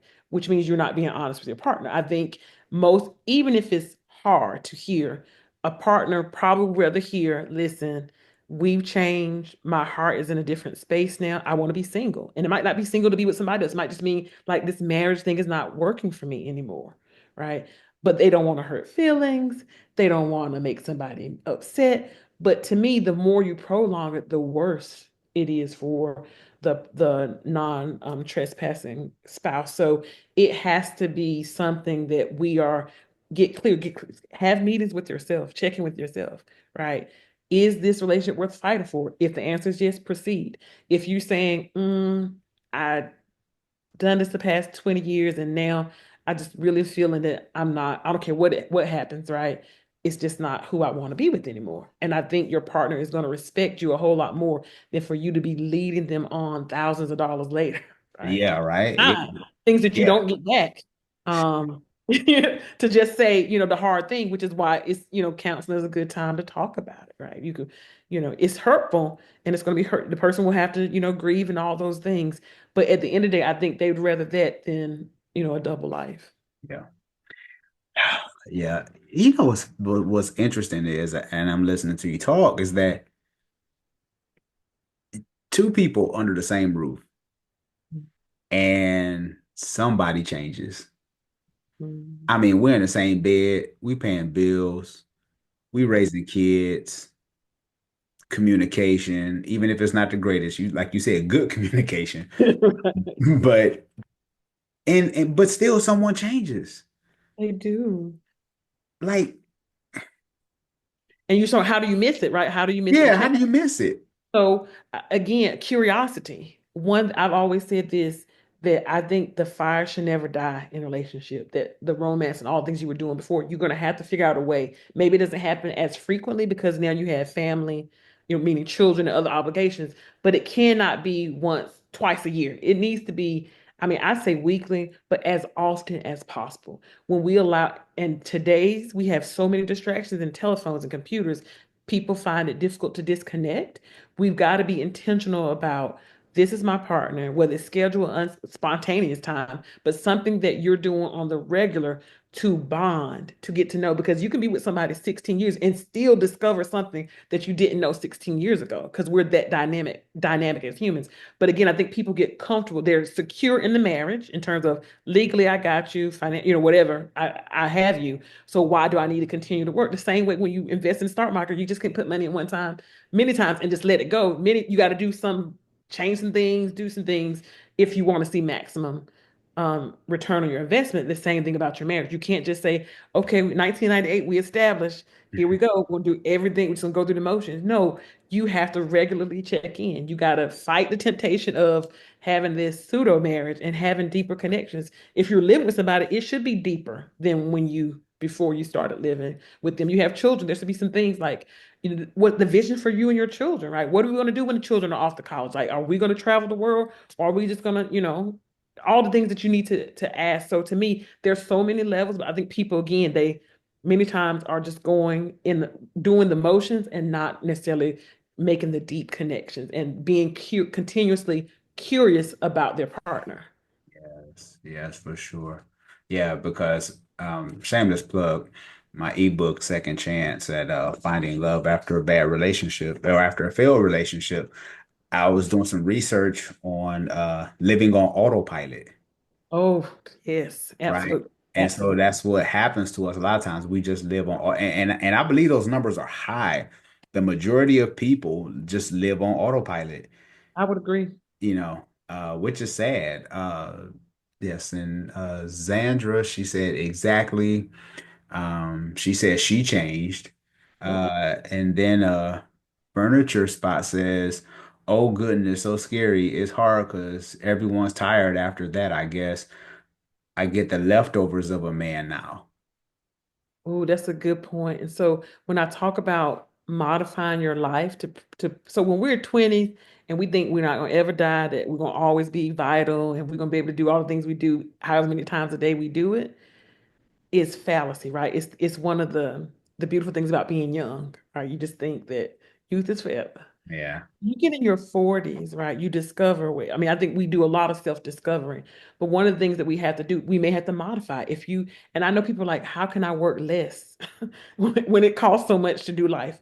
So this is why I say sometimes we have to make hard decisions. If your marriage, your family is worth it, the same way people talk about investing money, you look at your budget and you say, okay, we can cut here and here. That's an extra $200, right, towards investing versus some of the other things. The same thing in your marriage. How do we take time? How do we take who we are? So maybe it's not in the night, maybe it's in the morning. There's plenty of research to talk about how being physically intimate in the morning can set your day like off the charts in a good way, right? There's sometimes, Really? oh yes, morning, yes, yes, absolutely. Yes. Wow. For all the things that everything has been stored up and like the sleep is to replenish everything. And then in the morning, right, that it's a chance to release all that elevated goodness and then all those endorphins and all those beautiful hormones being the thing to help set your day. Try it. It does work. But Oh, so it might not okay. be, yeah, not just at the end of the night. I mean, what about midday? I always talk about afternoon delights, and I'm not talking about Yeah. Afternoon delights. right. It doesn't not we're grown, right? You're married. And Right. you don't have to, wait till the nighttime. It can be the children are at school, we're gonna meet at home or somewhere else and discover. And I think that sometimes people it's always the bed, it's always, Yep. one way. Instead of saying again the fire, how can we, what we couldn't do as teenagers, now we can do as full adults. How do we make it spicy or make it like something to be excited about, right? To be something that we include, and it's not the leftovers. And sometimes it's not just physical intimacy; it's just attention. If you worked, 12 hours, you probably don't want to talk to nobody at the end of the day. And I get it. So that's nourish you, make sure that you get what you need, get a good night's sleep, and then at 5 a.m. or 6, sometimes 7, right? Then let us talk about how we can, connect in whatever way we choose to connect intimately.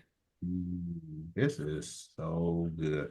Oh, yeah. I'm gonna text my wife. What What you doing in the morning? you doing in the morning?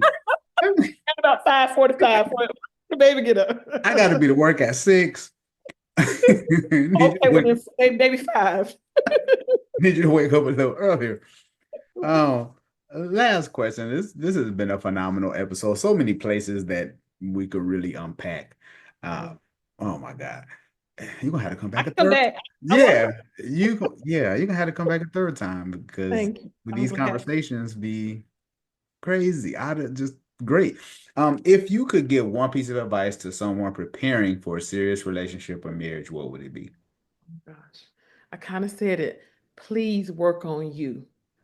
The one I'm listening to the book Let Them by Mel Robbins, and I Yes. would say that if you haven't, it's a very practical book. But one of the things that she talks about is when we focus on how we respond, we have control and power, right? The only thing that we have power over is how we respond. And in order to have healthy responses, it means that we've done our internal work. We've done therapy, we've done something to acquire skills so that when I hear certain words, I'm not gonna go 0 to 60 in 2 seconds, right? I'm gonna learn how to breathe first. I'm gonna learn how to close my eyes. I'm gonna learn how to say, you know what? Because I'm feeling like I might not say a nice thing, let me go for a walk really quick. I learned so self-regulation, right? We are learning techniques to manage our behavior and our emotions so that we don't say or do something that's going to hurt the person that we love. That's going to put us in a space where now we're going to have to defend our why we want to be here. So I think doing the work on yourself to acquire emotional intelligence, to learn what adaptability intelligence is, because the only thing constant is change. And we talked about people changing. When you understand the flexibility and being able not, oh, but we did this. So what that you did it for 15 days 2 years ago? It is 2025 or whatever, and soon to be March, right? In a few Yeah. days that we have to understand just like the seasons change, people change.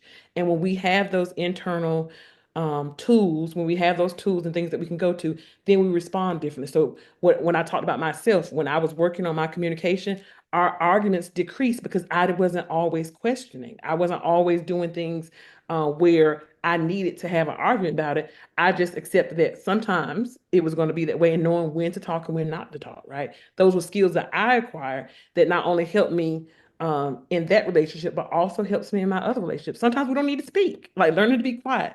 All those are self skills. And so and the other thing is when I know myself, because self-awareness is important, then I can articulate what I want, what I don't want. I'm clear about where I want to go. And it could be true in 2024 and it may change 2 years later, right? Or what have you. But if I don't know me, if I don't know what I want, then how can I articulate that to somebody who's supposed to be there, who wants to help me, right? Who wants to be supportive, who wants to give me what I want, who wants to learn how to navigate life in a partnership with me. So again, self-awareness, growing and gaining tools so that you can be emotionally responsible, right? It's going to help you in your marriage, right? And understand it's an evolution, right? Because as you change, you're going to be dealing with your own identity and body and spiritual changes. Then to add a partner to that situation means you're going to be able to deal with theirs. Then you add children, right? So if you don't have those skills built up, it's just going to be a web and a tangle, and people are going to continue to be traumatized. People are not going to understand that, raising teens are just like raising toddlers. You got to learn how to, except for they're taller, bigger, they can speak a whole lot more. They're more articulate. And you haven't done your work, you understand you need to breathe first. And that sometimes what you're seeing is just the behavior to be of the ice. So the top of the iceberg is the behavior, to go underneath the iceberg to understand like what is really going on. Why is it that every time I bring this up, you are outraged, right? And I ask nicely, but if you don't know you, if you haven't taken the time to know that person, then it's going to be hard for you to be able to have that kind of patience and that kind of resolve to handle sometimes very volatile situations. I do recommend that book, Let Them Too. She's not a psychologist, but she used a lot of therapeutic information as well as very practical information. I think an eighth grader could listen to it and I think learn and glean something. So definitely adults. Gotta love Mel Robbins. Gotta love her. Yes. Xandra asked, what were the books? Yeah. It's Let Them by Mel Robbins. And the book I was talking about, Margin. Margin. Yeah. Margin is and the Mindful Marriage. But I'll have all that stuff linked up in the description below. Because like you talk about being regulated, when he was talking about in the book, he was talking about these 4 steps. And these 4 steps are how say what you feel, what you would usually do in these situations. 3 is truth of the matter is, so you're regulating. And then the 4th one is next time I will. Yeah, I like that. Yeah. So if you walk through these 4 steps and you get to a place where you actually say them out loud. Yep. You're talking to your spouse, so you're literally regulating your mind to think different. And now all of a sudden the playing field becomes even, because if that person is regulated, y'all both can have a decent conversation now, because you're like, okay, they're telling me how they feel without flying off the handle. That's right. You de-escalate it, right? Because sometimes it's the yelling, not the subject matter, that gets people off their hands, right? That if you had said the same thing like nicely and softly, I might not have done that, versus you were yelling when they said it. So that put me, in a dysregulated system. So I'm going to yell back because I feel like fight or flight. I'm going to fight, right? Yep. So I like that, because those questions allow, again, you're going inward. You're trying to control you. You controlling you is going to inspire the next person to control themselves, right? Or at least perhaps limit what might happen if you both decided to escalate the situation. Exactly. This has been a phenomenal episode, Beatrice. Of course, we're gonna have to come back for another one. I'm glad to. You're gonna have to come back. So let everyone know how they can get in touch with you. Sure. So on Instagram, it's Absolute Joy and the number 11. So Absolute Joy 11.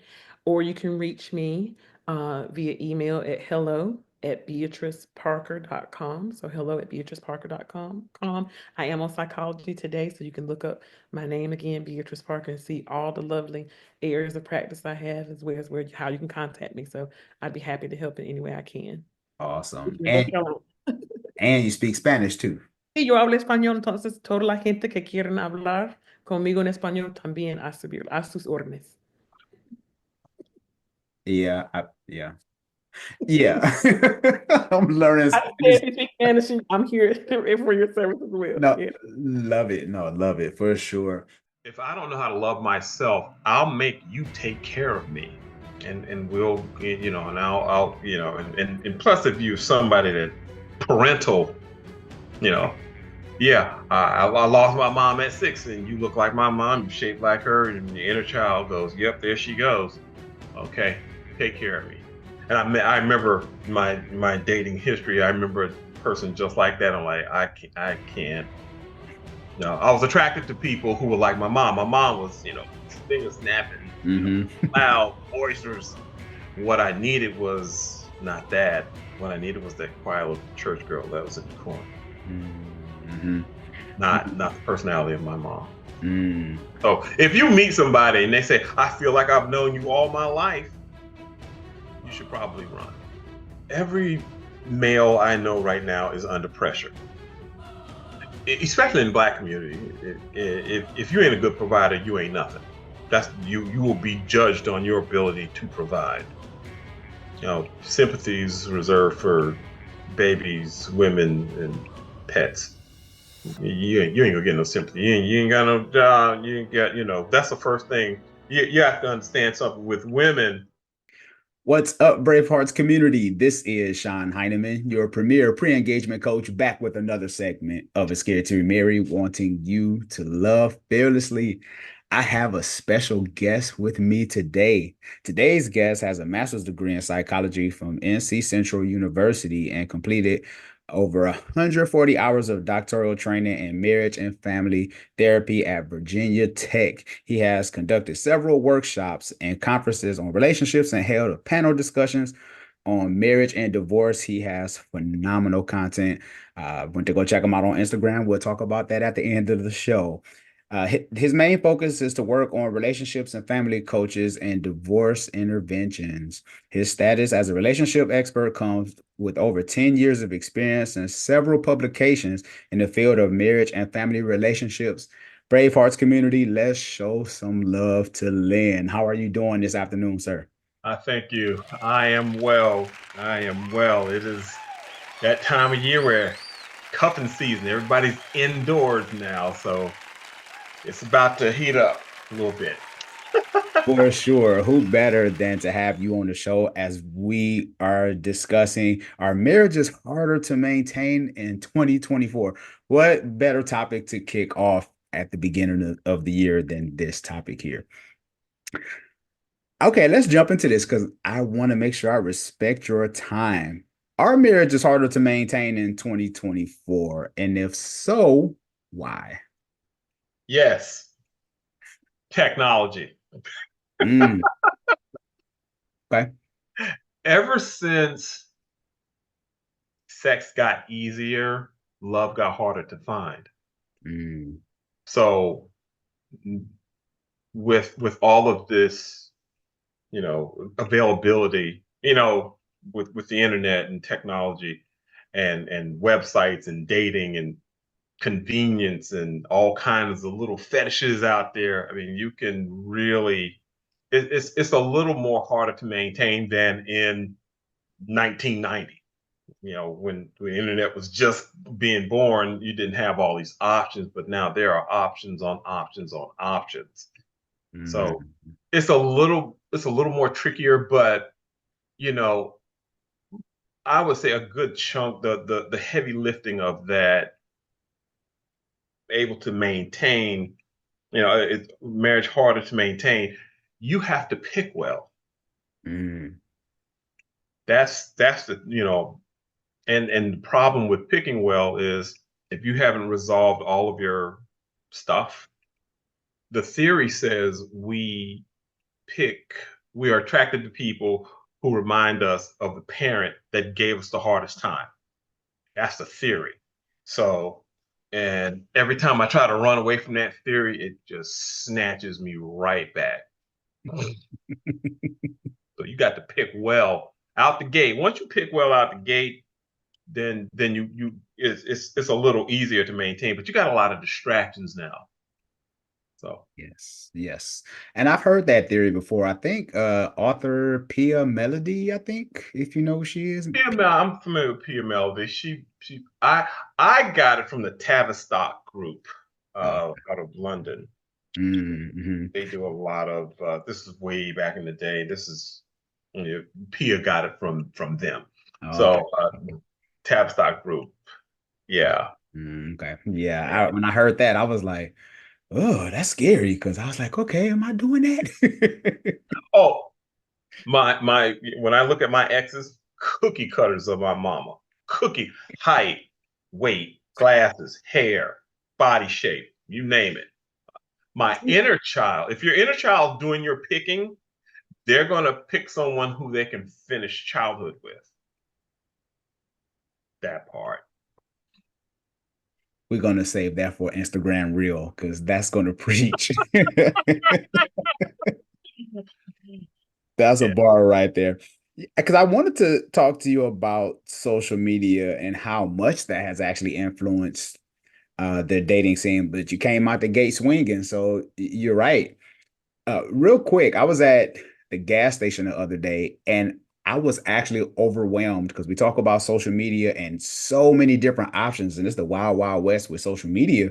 Wild West. I was at the gas station. I got my gas. Well, I went in the store and I'm about to get my gas, and there's two lines. Now I'm thinking the other line, I'm thinking my old school self. The second line is maybe the lottery line, right? Oh yeah. No, it was a checkout line for food. So they had the bar, you can scan the barcode there. It's like you can go grocery shopping in the gas station.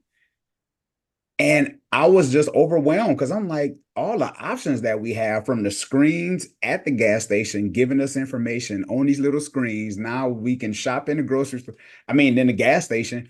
And I was overwhelmed. I'm like, wow. So I only can imagine with the dating scene. Well, everybody wants it fast. We want to get there fast. I want to thumb through and swipe right and you know men go by what they see. So this the internet works well, but women go by what they hear. Mm, Doesn't always work out. I mean, I think men have a better success rate than women on the internet. Well, first there are more women than men. So, and then when you start to narrow stuff down, well, I want them to have all this teeth. I want them to have a degree. I want them to make money. I want them to, be six figures. Your slice of the pie just gets really, really super narrow with all the add-ons. yes. Yes, because you start getting into height and all those other different Oh things, yeah. all that. And like you say, the pie chart gets smaller and smaller. Uh, I was reading a book on that. I think it's called The Science of Marriage or Relationships from I can't think of his name. But anyway, I read something similar to that. I said, man, that can be scary when that, you start slicing the pie and you having a smaller percentage of people to choose from. But people want the whole pie. They want the whole pie, but they never address you gotta address I can tell you gotta address stuff on the inside. Because if your inner child's doing your picking, then there's some stuff that you need to reconcile first. Mhm. And that's the part that no one's looking at because we're running on autopilot. Who I'm attracted to, what I grew up with, what I was a witness to. If I didn't grow up with my father in the house, for instance, then half of me is missing. Mm. It affects the boy child a little differently than the girl child, but it affects them devastatingly. It's going to show up it's going to show up in the love relationship. That part of me is missing. So if it's a girl child and her father wasn't in her life, then how can she relate to this man? She'd never seen a man love her mama. Tricky. So what do you get your information from? Internet, TV, family, friends, and you try to cobble together something of what you think should be a good mate, but it's kind of based in something that's external instead of I grew up seeing it, grew up seeing my mom love my dad loved my mom. That is the prototype, but we're looking at what less than maybe 10 to maybe 15% of black kids from 0 to 18 are seeing mom and dad Mhm. grow up with mom and dad in the house. So Mhm. it's Mhm. tricky. Very, and that's a topic, that's a show within itself right there. This is going to be a little controversial, but it's worth asking, especially in today's culture. What are your thoughts on open marriages and side chicks. Now, before we go any further, the reason I asked this question is because I'm starting to see a trend of where there's a lot of people that's actually okay with it. Mm-hmm. And it's acceptable. So what are your thoughts on that? Well, open marriages, technically, well, if we look at our roots, there was a chief and he had many, he had many women. Hmm. Okay. Um, how does that translate? See, but that's a different culture. And so maybe this is some cultural regression back to what we are familiar with. And that way, this guy had to be well off. He had to have land. He had to have animals. What would it call dowry? I give you 18 cows for your daughter. So and maybe the open marriage is a regression, but it's a regression with no, you don't have any data on that. Mm-hmm. You may have some DNA predisposition, but you've never really pulled the trigger on that. So Mm-hmm. I've had a few clients who were in open marriages, and it's like I think for men, a man knows when he's in love. Mm-hmm. When you meet that one woman that's like, you know what, I'm willing to straighten up, fly right, I'm gonna do right. There's that woman whose energy kind of just is your yin to the yang, right? Mm-hmm. Just make sure you're not picking your mom. And that fit. And once you're in, the prerequisite to that is, and I ask this to all my clients: how do you love yourself? Right? If I don't know how to love myself, I'll make you take care of me, and we'll, and I'll and plus, if you're somebody that in parental, you know, yeah, I lost my mom at 6, and you look like my mom, you shaped like her, and the inner child goes, "Yep, there she goes." Okay, take care of me. Mm-hmm. Hey, you a grown man. You ain't supposed to. I ain't supposed to take care of. Mm-mm. That's why I picked you. And so you get these parallel escalations in terms of expectation, and everybody gets mad. So the open marriage is an attempt to, you know, get what I need externally and then come back into the relationship. So if my wife doesn't do fellatio, right? Mm-hmm. I can go over here and get that need met, and I can come back into the relationship. But that means you picked wrong.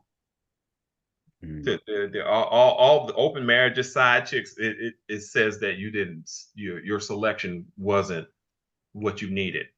Mm-hmm. And the key is not to pick somebody who's opposite of you. The key is to pick somebody who is like you. Mm-hmm. Those are the marriages that last.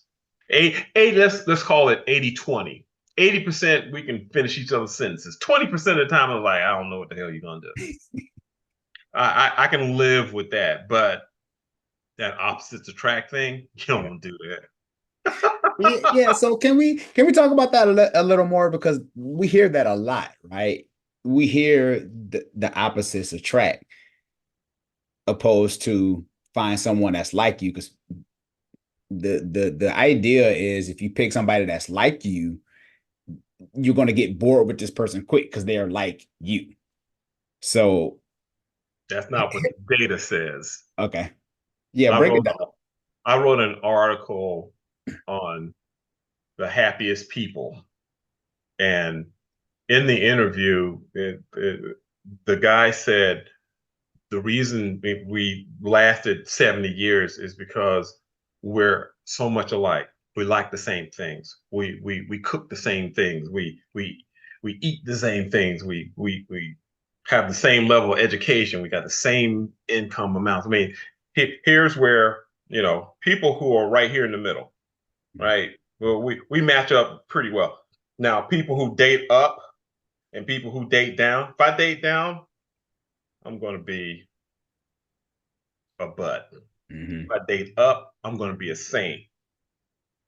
Here's where you have more choices in the middle instead of being on the edges, right? So here's where you want to be, right in here. Mm-hmm. Little bitty variations of swing, like 80% of the time we're right here, Mm-hmm. right? But if we here and I'm dating up, I'm dating a woman out of my league, I'm gonna be perfect. You ain't gonna see it. You're gonna think But if she's dating down, then she's probably gonna have a wandering eye looking for somebody who's gonna be here. Mm-hmm.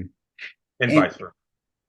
And that's good. And so, because I'm all off my notes now, you got to saying good stuff, and I just lost track of my notes because you're saying things, and I'm like, I got questions.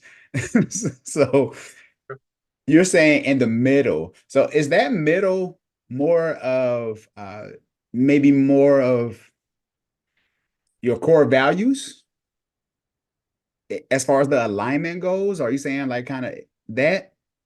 Personality. Okay. So I love Myers-Briggs for personality because it's going to tell me, it's fairly if you're truthful with Myers-Briggs, it'll pretty much get you somewhere in the ballpark. They've gotten it broken down into 16 personalities, and I've studied all 16 of them. They represent a nice range, and it's the first thing I do with couples. I'm like, well, let's see where you are. And I'll do the X and the Y axis with all the 16 personalities, and the color comes up red. That's going to be a problem. And it tells you why it's going to be a problem. Or I'll get green. Green is good. Blue is optimal. You're in Myers-Briggs world. If your personality match is blue, y'all should get out. You should get along out the gate. It'll be great. Mm-hmm. Personality. Yeah. And then is that available for people like to take a test or a quiz online? Yeah. Yeah. Myers-Briggs free. 16personalities.com is where you can take it. It's a free assessment, and not a test. It's an assessment. Capital of Nebraska is a test. So and you see where you're at personality wise, because personalities have got to mesh. So my personality type, I'm an INFJ. I'm an introvert. My girl is an introvert. We can curl up on the couch. We ain't go nowhere for New Year's. We were right there on the couch watching movies and TVs. Cool. Now, but if you got somebody who, let's go out, and you're like, I want to stay in, like, sometimes it's a good, my opposite is ENFJ. So that's someone whose feeling and sensitivity is like mine, but they're a little more extroverted. Those can work. Okay. But, I've seen my opposite. What is my opposite? It's an extrovert. My opposite is an extrovert. And I'm like, yeah. And I remember my dating history. I remember a person just like that. I'm like, I can't. No, I was attracted to people who were like my mom. My mom was, finger snapping, loud, boisterous. What I needed was not that. What I needed was that quiet little church girl that was in the corner. Not the personality of my mom. So if you meet somebody and they say, I feel like I've known you all my life, you should probably run. It's your mama. That part. Oh, that is too funny. I'll have that linked up in the description. I mean, in the description below, as far as taking that test, because I think it'll be interesting for people who's watching this or listening to take that test.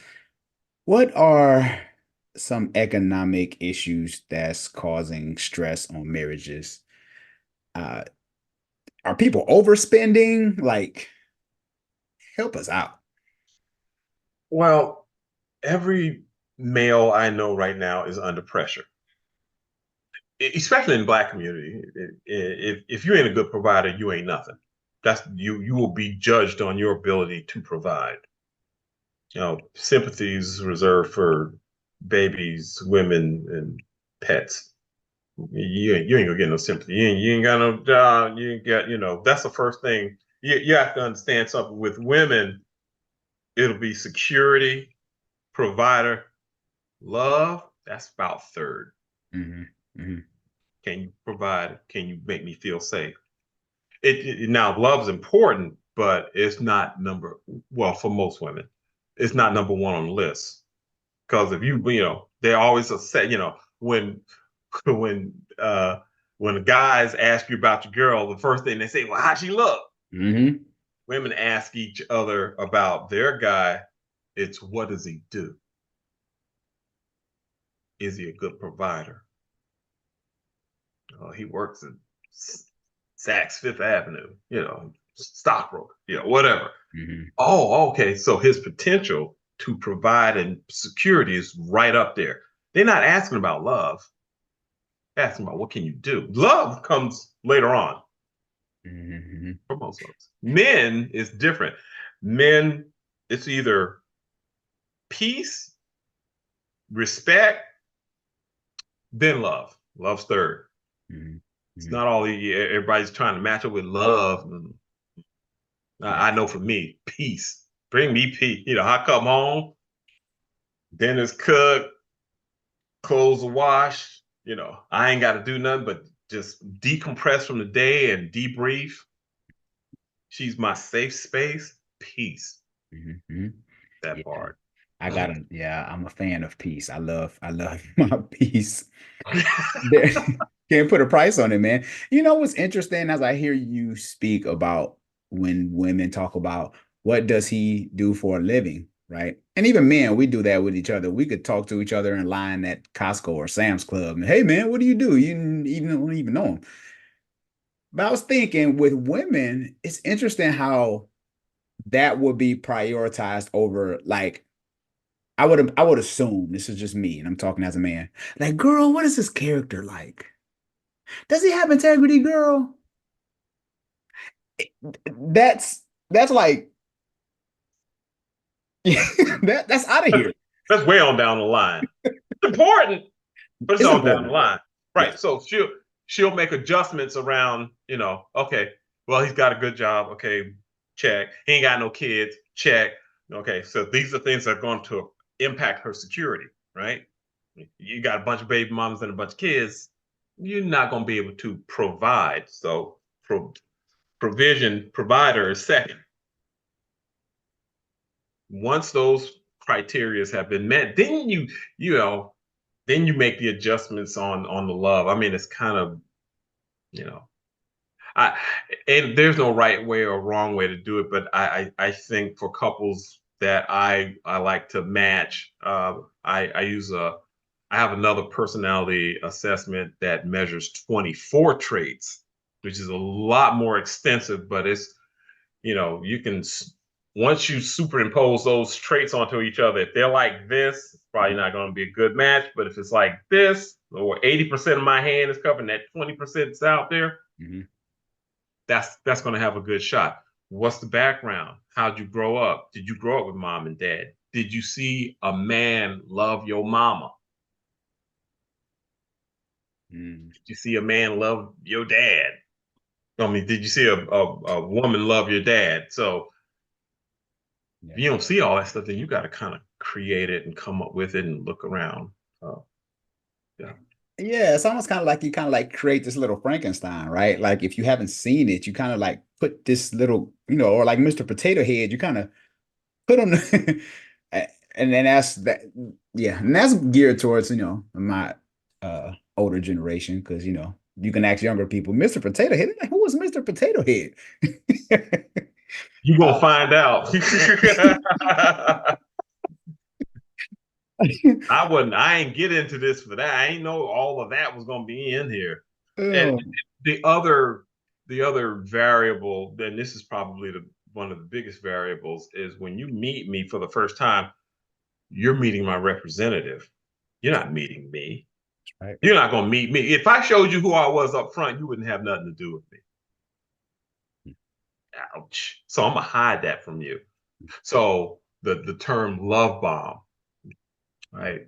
Yeah. Yeah, I'm with this woman, and I pick up the check.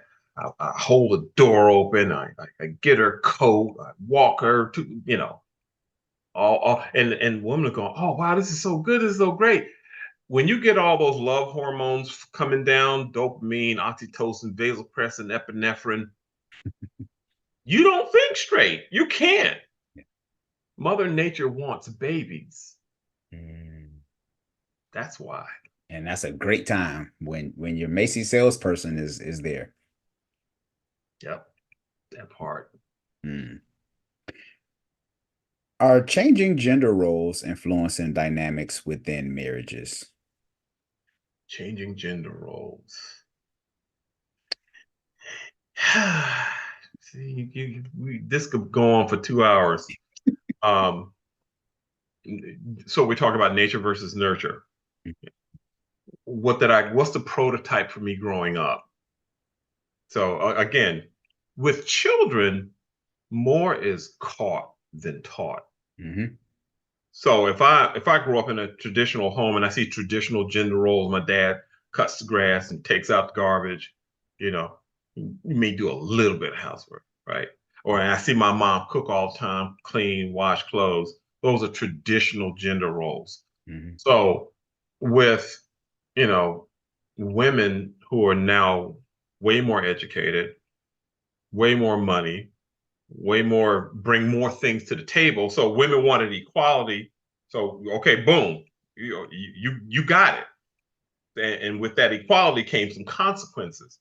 So patriarchy kind of went out the window. So you wanted equality. The more equal you got, the less patriarchy became. You want a guy to hold the door open for you. You want a guy to, you want the man to pay the mortgage and the insurance and all the big bills.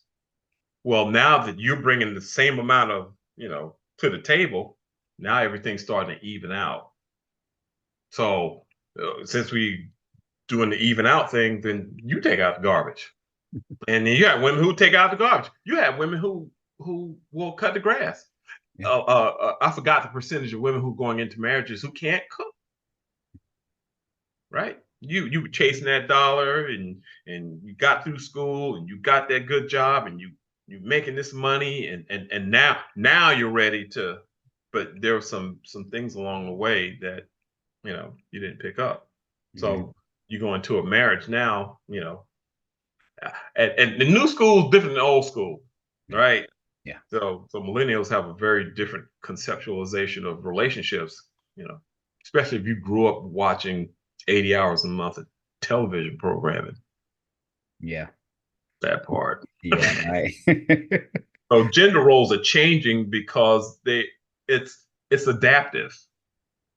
We don't have traditional patriarchy, we don't have traditional matriarchy. It's kind of like what we need to be in this relationship. So sometimes the roles change in order to accommodate the time that we're in, the zeitgeist that this, it's more of it's taking place now. But back in the day, when me and you would come through, it's like you had to court this girl. You were the one who was doing the chasing. You were the one who was doing, asking her father, can I take her to the dance, or asking for that hand in marriage. And if you go back even further to the 40s, shotgun, you got the girl pregnant. You either get shot, you get married.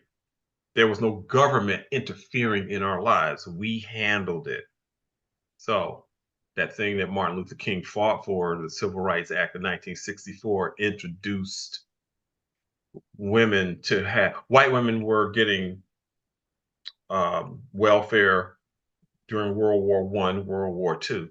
Mhm. So they had all plethora of benefits. Black women didn't get those benefits. So that's part of what the fight was for. You know, we want those benefits, but as soon as those benefits were introduced into the Black community, there was no need for the man. So that's a whole nother show. Yeah, whole another show. I'm gonna have to bring you back because it's so much stuff we got to talk about. I want to jump into this bonus round real quick. So there's no right or wrong answers. We just gonna make it happen. Okay. What is the biggest mistake you see husbands make in marriages? The biggest mistake that husbands make in marriages. They don't know how to love themselves. If I'm relying on my wife to make me happy, there's going to be an issue. She can't make me happy. I have to make me happy. If I can't make me happy, there's no way in hell you can make me happy. I think that's a huge mistake. Thinking that I'm going to, again, if your inner child did your picking, you know, this person in front of me is kind of mother-like, and I didn't get all the mothering I needed. So, and I never learned how to love myself because it was never modeled in my house. I don't know what that looks like. So, you know, I have this expectation. What men need is reflection. What a man falls in love with is the reflection of himself in her eyes. So when that reflection comes back to me that all parts of me are okay, then it functions. Women need adoration. He needs to adore her. And again, if you don't grow up being adored, you know, I've heard some women say, you know, I thought he was gay, you know, because he's always holding the door open for me, and he's always. And then when I look into her background, her dad split when, you know, she was 3 years old. She was never adored. So here's a guy who grew up with mom and dad. He saw dad adore mom, so he wants to do that for his, you know, for the woman he picked, and she doesn't know how to receive it. Or perceives it as being soft. What do they call them now? Oh yeah, beta male. Beta males and yeah. I've been called a simp for loving one woman, but it's okay. Yeah. Well, there's a new one out, Sigma male. So oh my God. So it got alpha, beta, and sigma. So crazy. I can't keep up with them all. I can't keep up with all of it too. Yeah. From seeing your parents' relationship, what did it teach you about marriage? What I didn't want. Personally, it's probably why I do what I do. My parents used to fight like cats and dogs. And I used to take my little 35-pound body. Here are these two giants, right? If you put it in perspective, these two giants are fighting. If they don't get along, I'm going to die. Okay, as a child, children don't have the mental capacity and the intellect. I got to keep these people together. So and if you got enough brothers and sisters, here's where your personality roles start to come out. One's a superstar, one's a comedian. One kid will be highly religious. One kid will be a caretaker. One kid will carry the anger. One kid will be a scapegoat. All of these roles try to keep these two people together. So if mommy cheats on dad, then one of these kids becomes highly religious. I know what this family needs. This family needs some religion, and I'm going to bring it in here. Just like that. You hear these pastors say, I got my call to the ministry at a young age. If you ever ask them why, he'll tell you, yeah, did mom cheat on dad? Did dad cheat on mom? Where do you get that from? The children accommodate what the parents need. Parents need somebody to bring some decency into this house. Well, I'm the superstar. Basketball, football, honor roll, dean's list, chess club.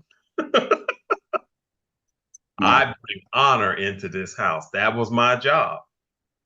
So, man, this is people should pay for this. We should put this on a Patreon or something. People need to pay for this episode because this this is good. Oh, this is so good. Okay, so what's harder for you to say?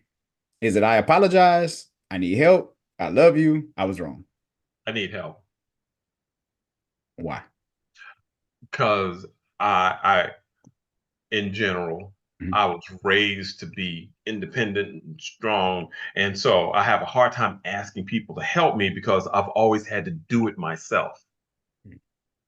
So if I don't have any track record of, you know, getting somebody to help me, it's most men in general, I have a hard time asking for what I need because I didn't get my needs met when I was a kid.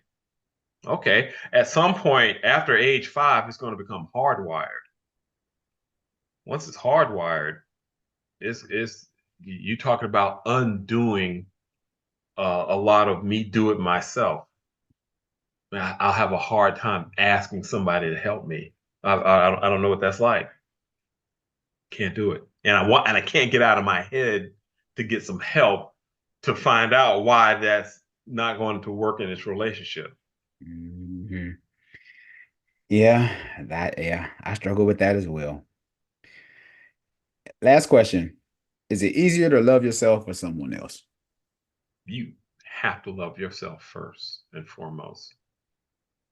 And the scaffolding of loving yourself is your ability to say no, Mm, your ability to establish a boundary, your ability to put yourself first.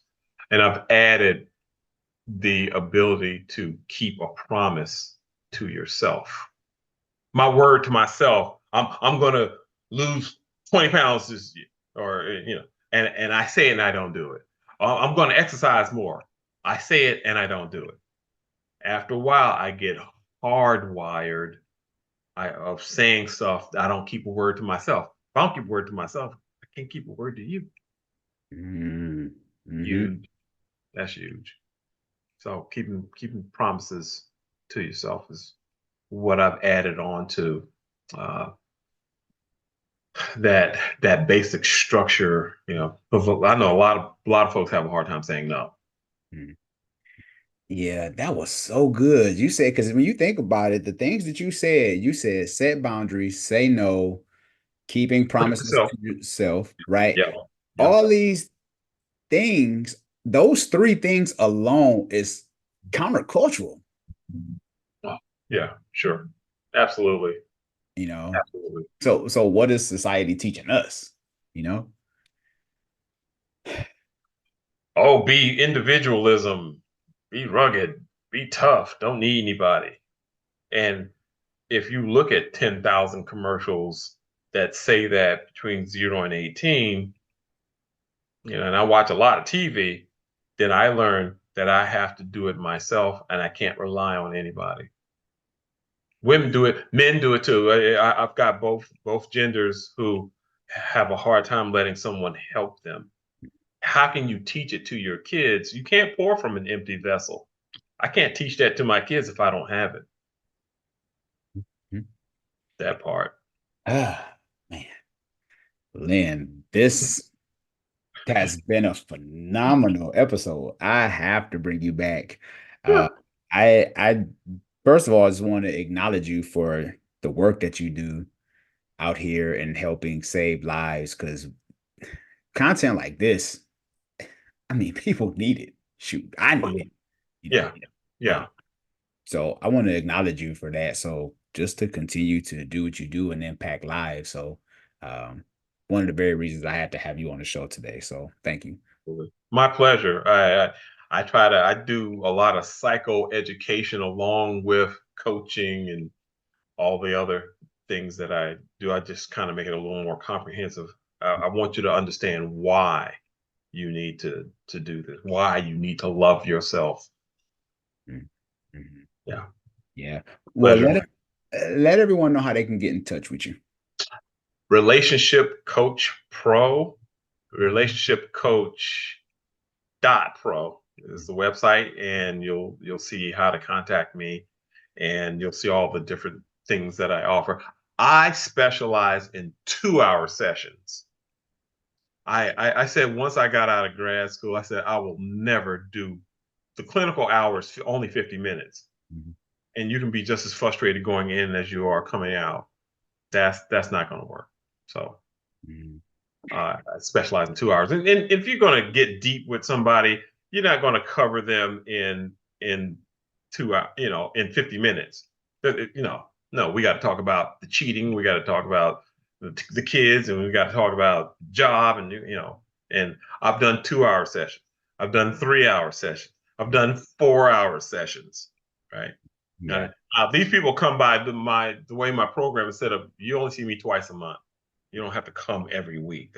That's not really feasible for most folks. So Yeah, and I'm glad that you do that. Are you familiar with Lewis Howes, no. School of Greatness? I listen to his podcast. Very, very popular lifestyle coach or whatever. He says when he goes to therapy, he goes for 4 to 5 hour increments. Wow. Not just the regular 50. And I was wondering, I was like, 5 hours. It makes sense now. I've gone 5 hours in a session because if you go up the branch of the tree, the branch has little tributaries, and then oh wow, I never thought about this. I never thought about and now that makes sense because these things connect. The further up we go, the more connections we make. Because I'm trying to tell you how the past is impacting how you're acting right now, and that requires some in-depth knowledge. So. Yeah. That's true. Because even our last marriage therapist, because we have our individual therapist and then we have our marriage therapist who we see together, and our sessions were like 2 hours. Oh yeah, you have to. And see, but the AAMFT, American Association of Marriage and Family Therapists, is 99.9% white girls, and they don't want to hear your stuff beyond 50 minutes. And let alone me, I've been in, when I was working in the clinic, you got back to back to back to back to back to back to back. You'd have seen 12, well, not 12. You'd have seen 6 people back to back. What do you have for this person coming in here? You spent all of, you spent everything. Here you, okay, come on in. What's your, no. I don't do that to myself. So in between my sets, I can chill. I can grab something to eat. I can look at TV, catch up. Yeah. Wow, that's good. Yeah, that is so good.